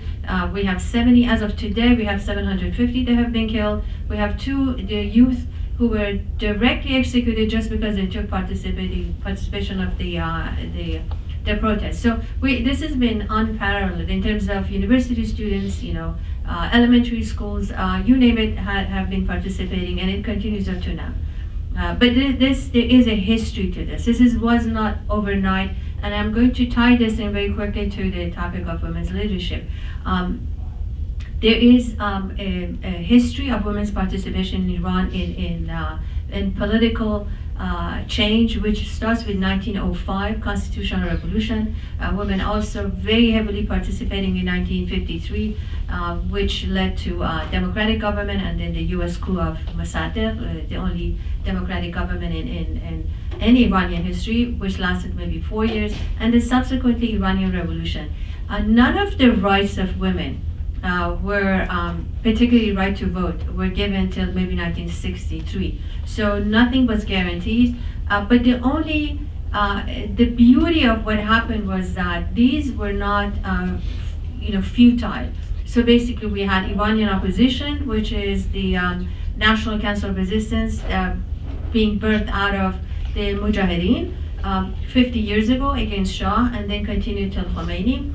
Women played a central role in there, and it was given priority. So they realized, and here's the point with Islam, here's the point with fundamentalism and the hegemonic power of Iranian women in the resistance movement, that as long as you're faced as a woman in a country that has both not only a dictatorship and theocracy in power, but also it has direct policy of gender apartheid against you as a female, and all the laws are embedded to work against you and subjugation of women, then you really definitely have this powerhouse of women who are fighting against this dictatorship. And this organization, which is the Iranian Resistance Movement, Mujahideen, dedicated in 1995 to have a woman elected as a leader of the organization, continuing up to now. And again, very quickly summarizing, we have the policy of hegemony of women was established, because here's the point of where we're at with worldwide leadership. Unless you provide and you guarantee women's hegemonic power of representation, political representation, you will not have gender equality. And these are really speaking directly to the statistics that I just quoted at the beginning of my talk. So that is where the truth lies. This organization has been committed. The central command leadership of Mujahideen right now has 1,000 women in the leadership. Entire leadership is hegemonically by women. And male members are phenomenally good participant and advocates of women's leadership. They understand this, nothing has been forced upon them. They realize the contribution they're making to the future of Iran and country and worldwide, because this is the prime example that has never existed before.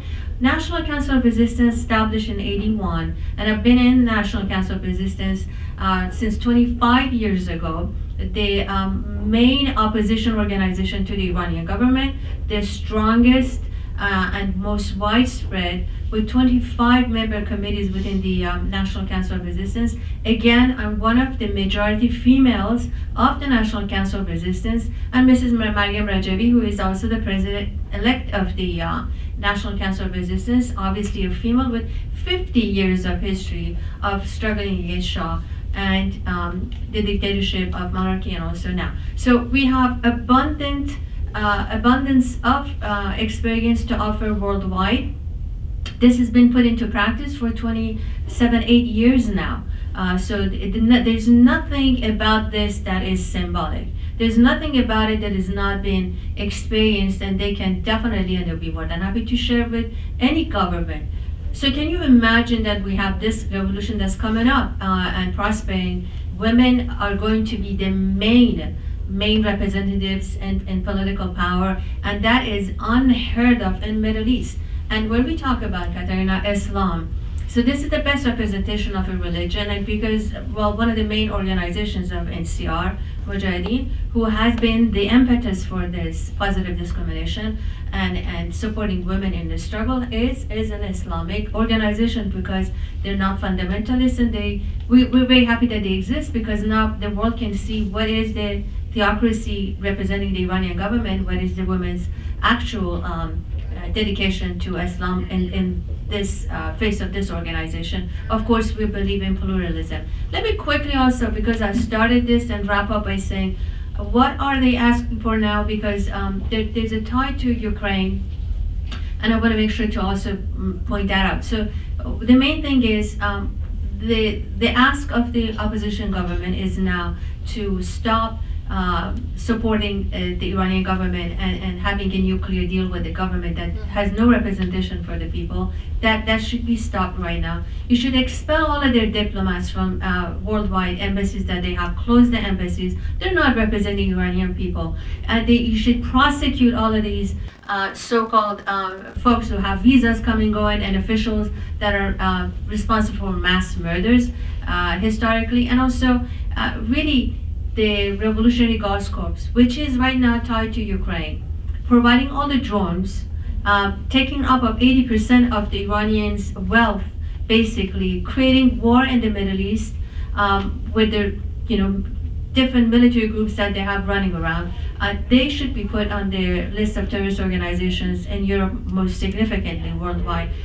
And the last thing that I want to mention, and I apologize to the panel for taking it this long, but related to everyone else who is interested in Ukraine here, obviously, there is a $1 billion contract that is being pursued and actually put in practice soon, apparently, between the Revolutionary Guards Corps from Iran as well as the the Russian government.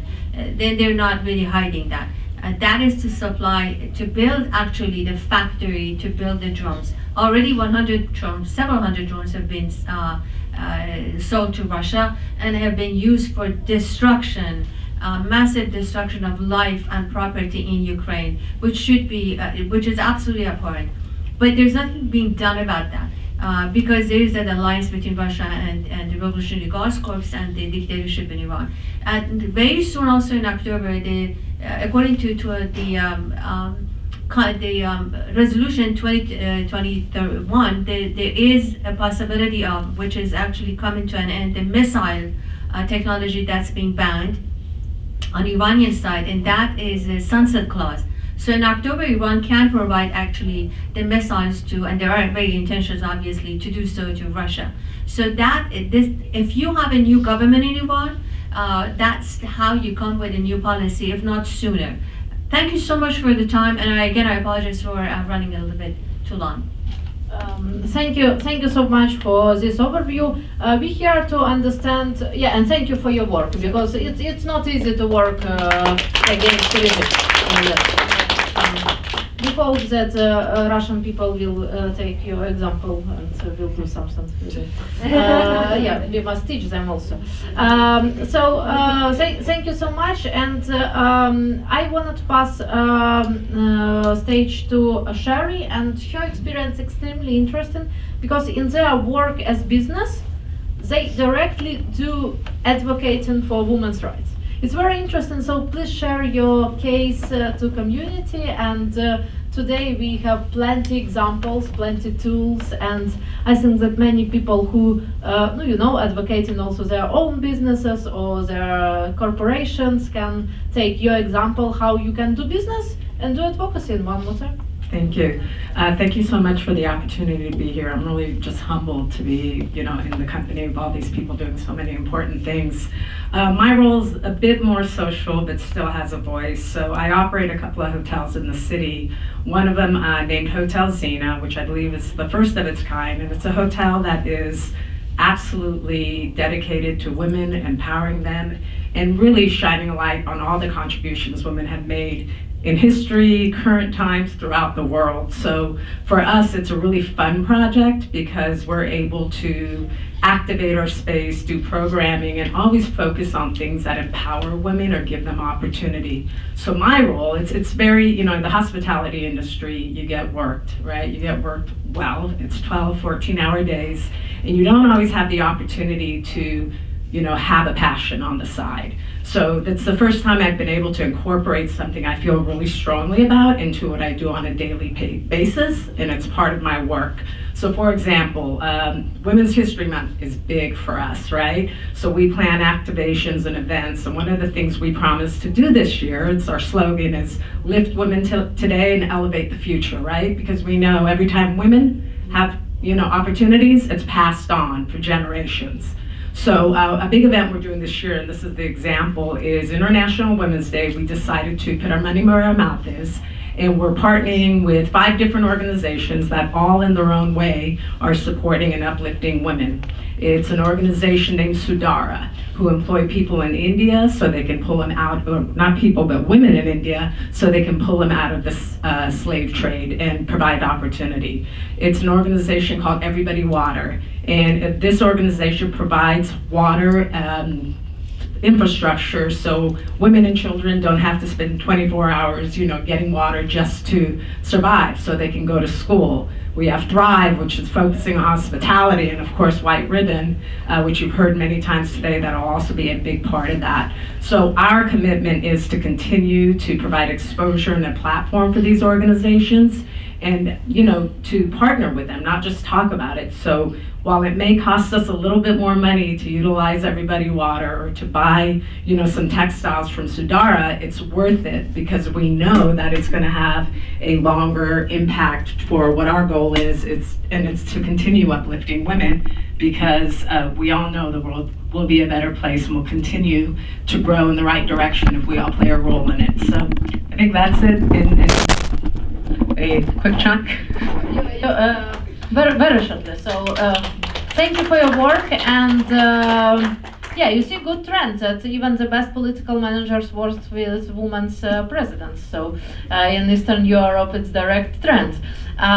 So 1 minute question to you, and it will be last question to this session, and we will move into a side event, which is also about advocacy. So first event for Mark.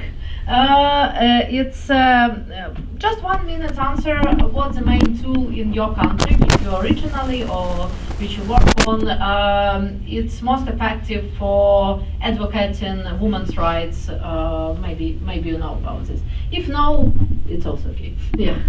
Well, also just the fact that we also have to celebrate the fact that that Croatia recently had a female president, one of the first female presidents in the Republic of Croatia.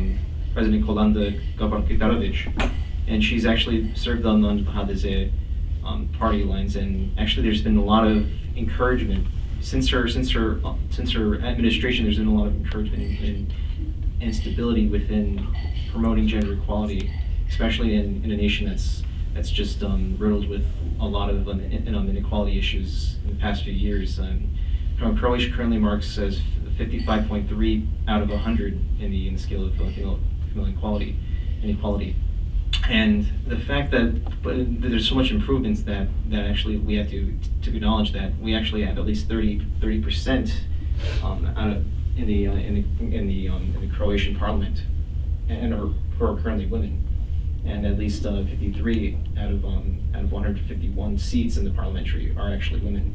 And it's really something that we have to acknowledge and celebrate, the fact that there's so much progress going on. Though I wouldn't say complete progress, but there is definitely some work to be done, because there's currently a situation where there's a lot of sexual harassment, and actually a lot of situations where women are being treated unfairly. At least there were at least 47% cases where there's actually women who actually experienced cases where they've been treated inappropriately or experienced sexual harassment. So that is definitely a situation that NFCA is currently very looking forward to working with, including with the former president Kitarović, who's actually a huge supporter and also partner for NFCA and also all of our initiatives. Thank you so much. A woman as a president, it's a strong argument. Yeah, so Sherry, your point. What you think here in United States, which have quite success in this issue, more good tool to advocating for women. So what's the best tools? It's yeah. I think it's so many layers of it, right? From an employer standpoint, it's about making it a priority. It's about blind resumes. It's about giving people opportunity within the organization. I think we also have to take some of it on personally, right? We've a lot of us, at least here in the States, historically, you go through school from from kindergarten to 12th grade. There's not a lot of women in history, so the stature of men is really prominent. So it's kind of easy to believe we don't have much to contribute. So I think education is a part of it, but I also think that I know myself, and I know many women that I've worked with or talked to, there's always this kind of self-doubt that comes from it, and I think we need to learn to take more risks. And what is they say men will apply for a job if they feel 60% capable, and women will only apply if they feel 100% capable. I say apply. What do you have to lose, right? And if anything, the worst thing that can happen is you're going to get an interview and you're going to learn something. So I would say taking some of that on ourselves to be able to, write our own narrative in a lot of ways. Thank you for this tremendous example. And Nadia, your example about tools, I know that you more work on Ukrainian issues, but you live here for a long time, and I'm think that you know all problems which in Ukraine we have with women's leadership, even in political leadership, when men who have private jets think that they're very cool and they cannot respect women. It's still many problems in top level of Ukrainian public policy. But you live here for a long time. What's the most effective tool here in US you see for advocating of women's rights? And as I see also in our advocacy movement, more women than men, yes? Or I'm not right? It is like advocacy when we visit the offices. Of course, it's like personal meetings and writing letters and contacting via phones. And I can say that I see very strong leadership of many Ukrainian Americans, women here. Like there are 3 large non-profit organizations which were created when Russia launched the war in 2014, and their presidents are Ukrainian Americans.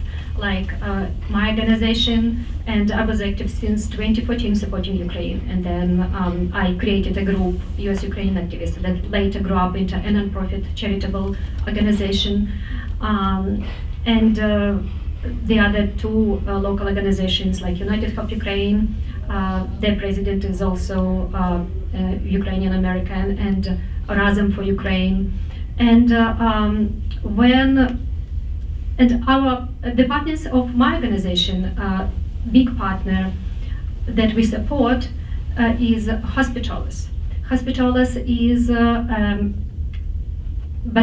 volunteer battalion of frontline paramedics, and it was founded in 2014 when Russia launched the war in Ukraine, hybrid war in Ukraine, in eastern Ukraine, in Donbass, as you know. And their president and their head is Yana Zinkevich, and she's a woman. And deputy is also Anna Fidinovich, is also a lady. So, and I hope that the next president of the United States will be a lady as well.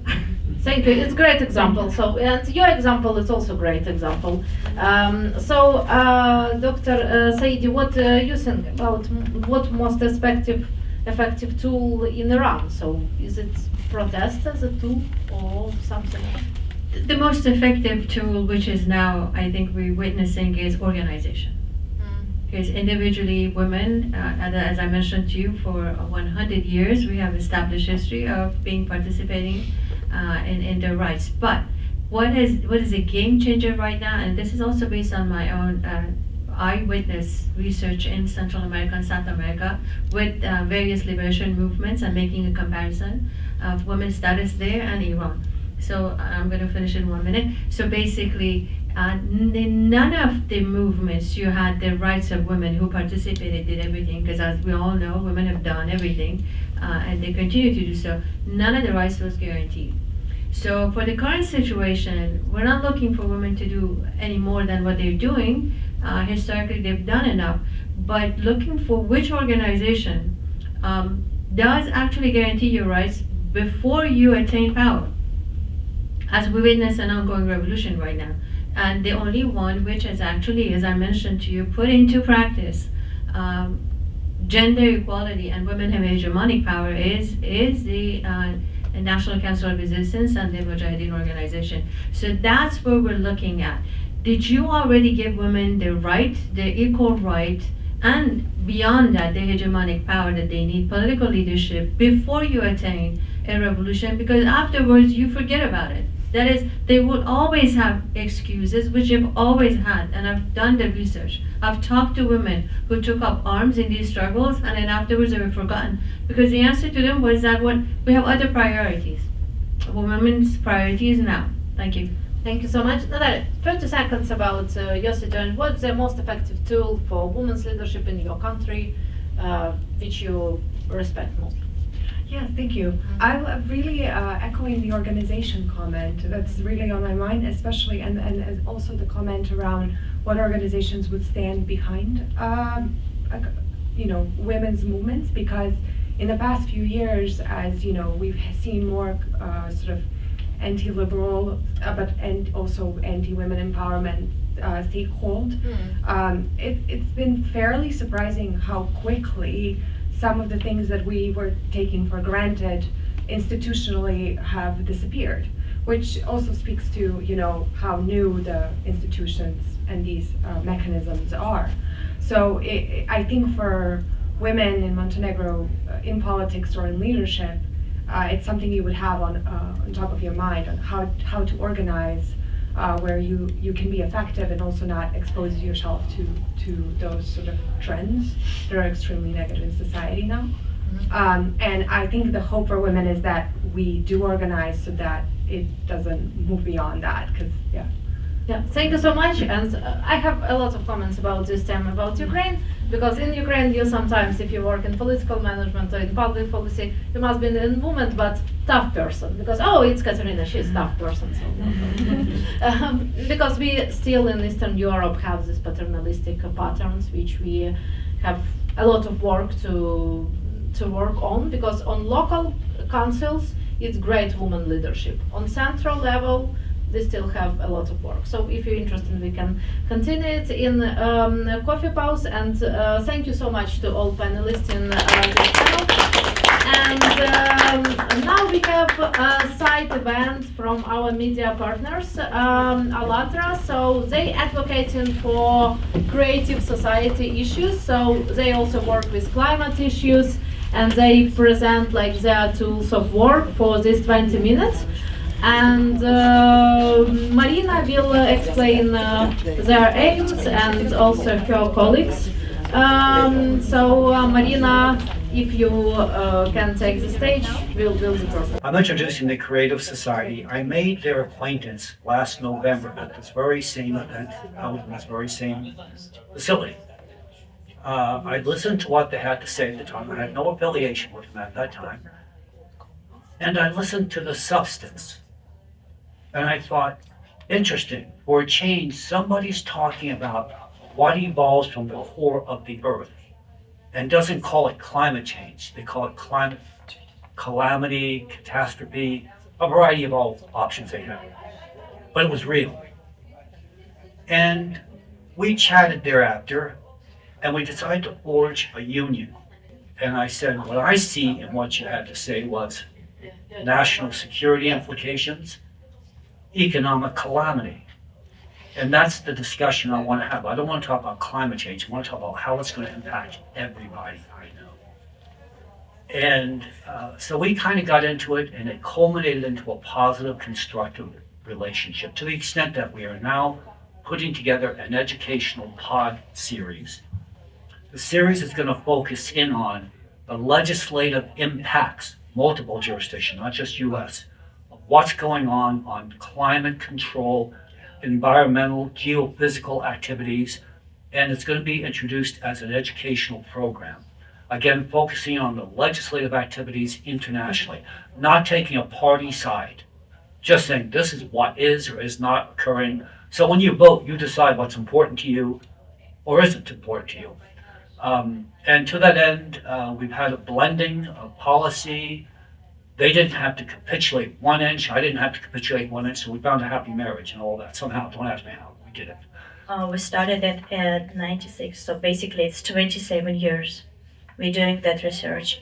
And we know exactly the reason what is happening with the planet and how many years we have left in order to find a solution for that. And we understand very clearly that in our current format, we will not be able to find a solution because solution depends on unity of entire humanity. I see how many problems we have in the world today, and I understand that the only change we can make is to change the format of society from the one we live in today to the creative one where human life is of the highest value.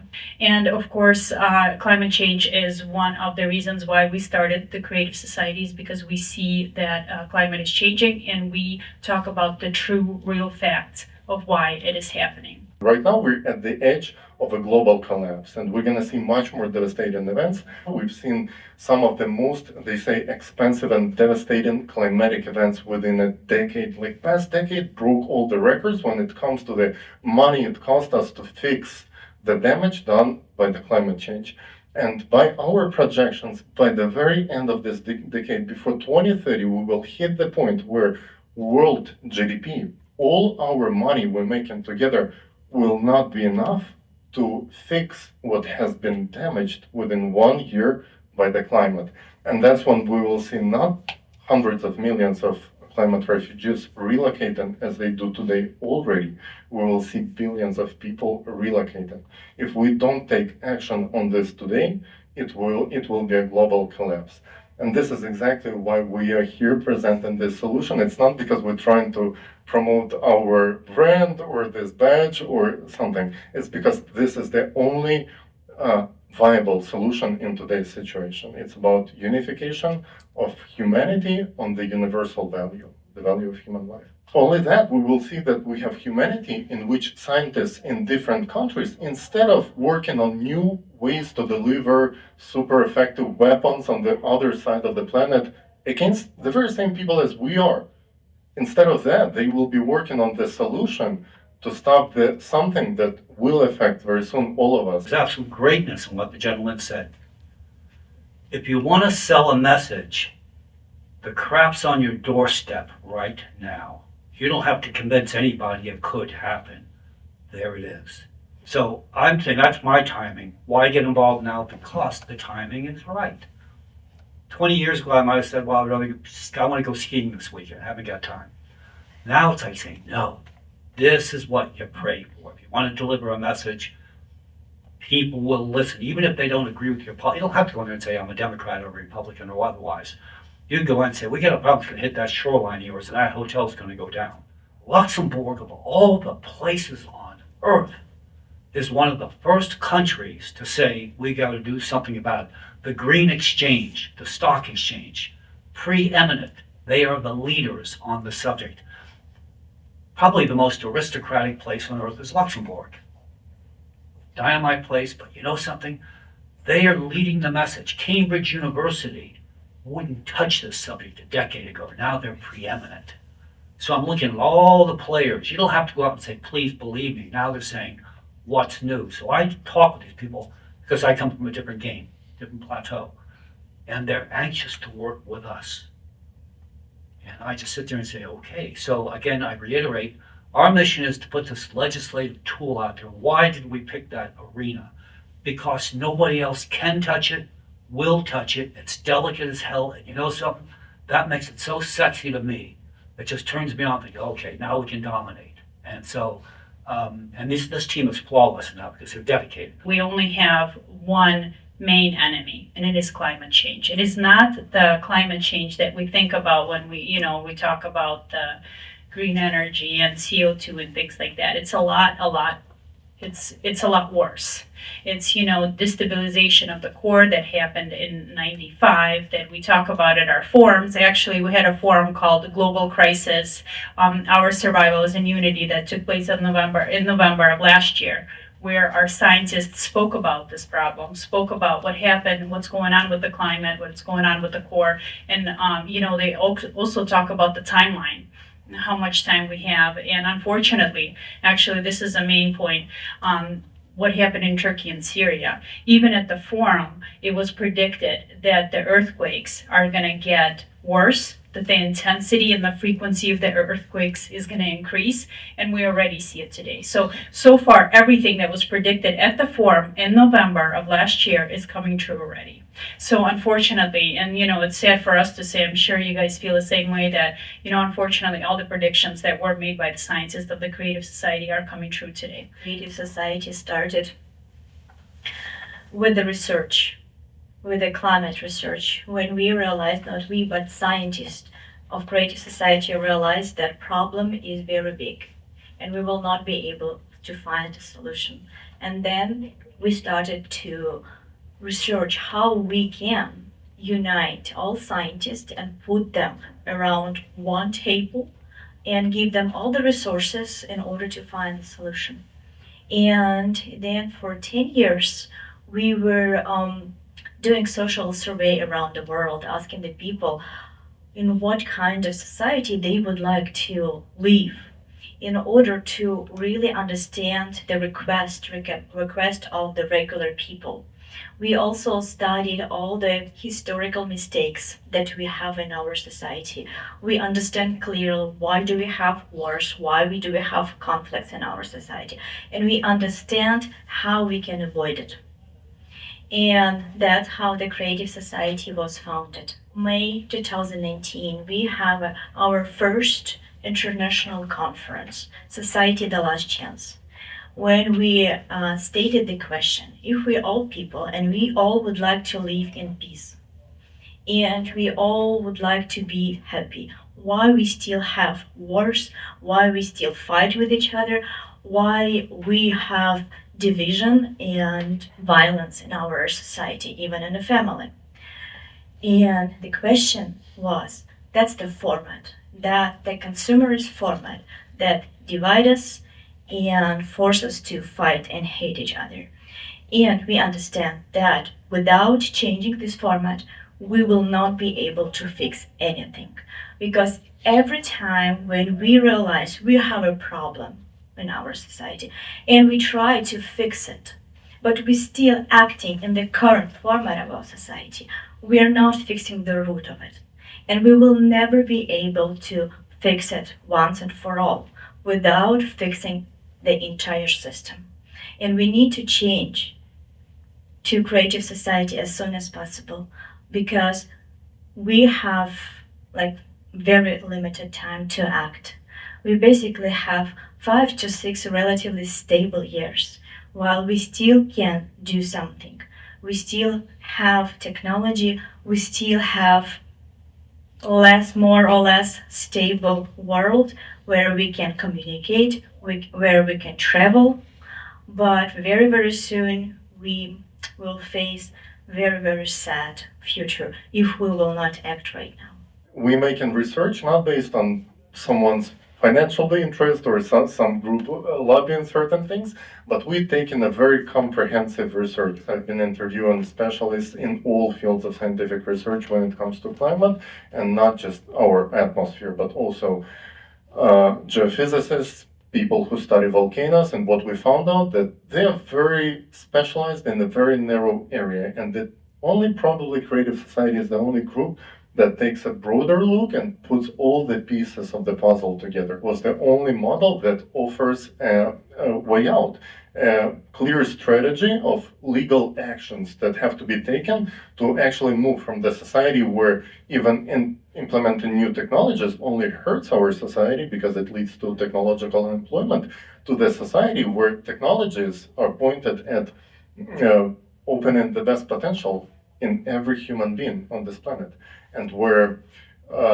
we can achieve things that even science fiction couldn't imagine. that's all possibility that we can have within 5 years if 8 pillars of the creative society are implemented on legal level. You know, those foundations, they didn't come from thin air.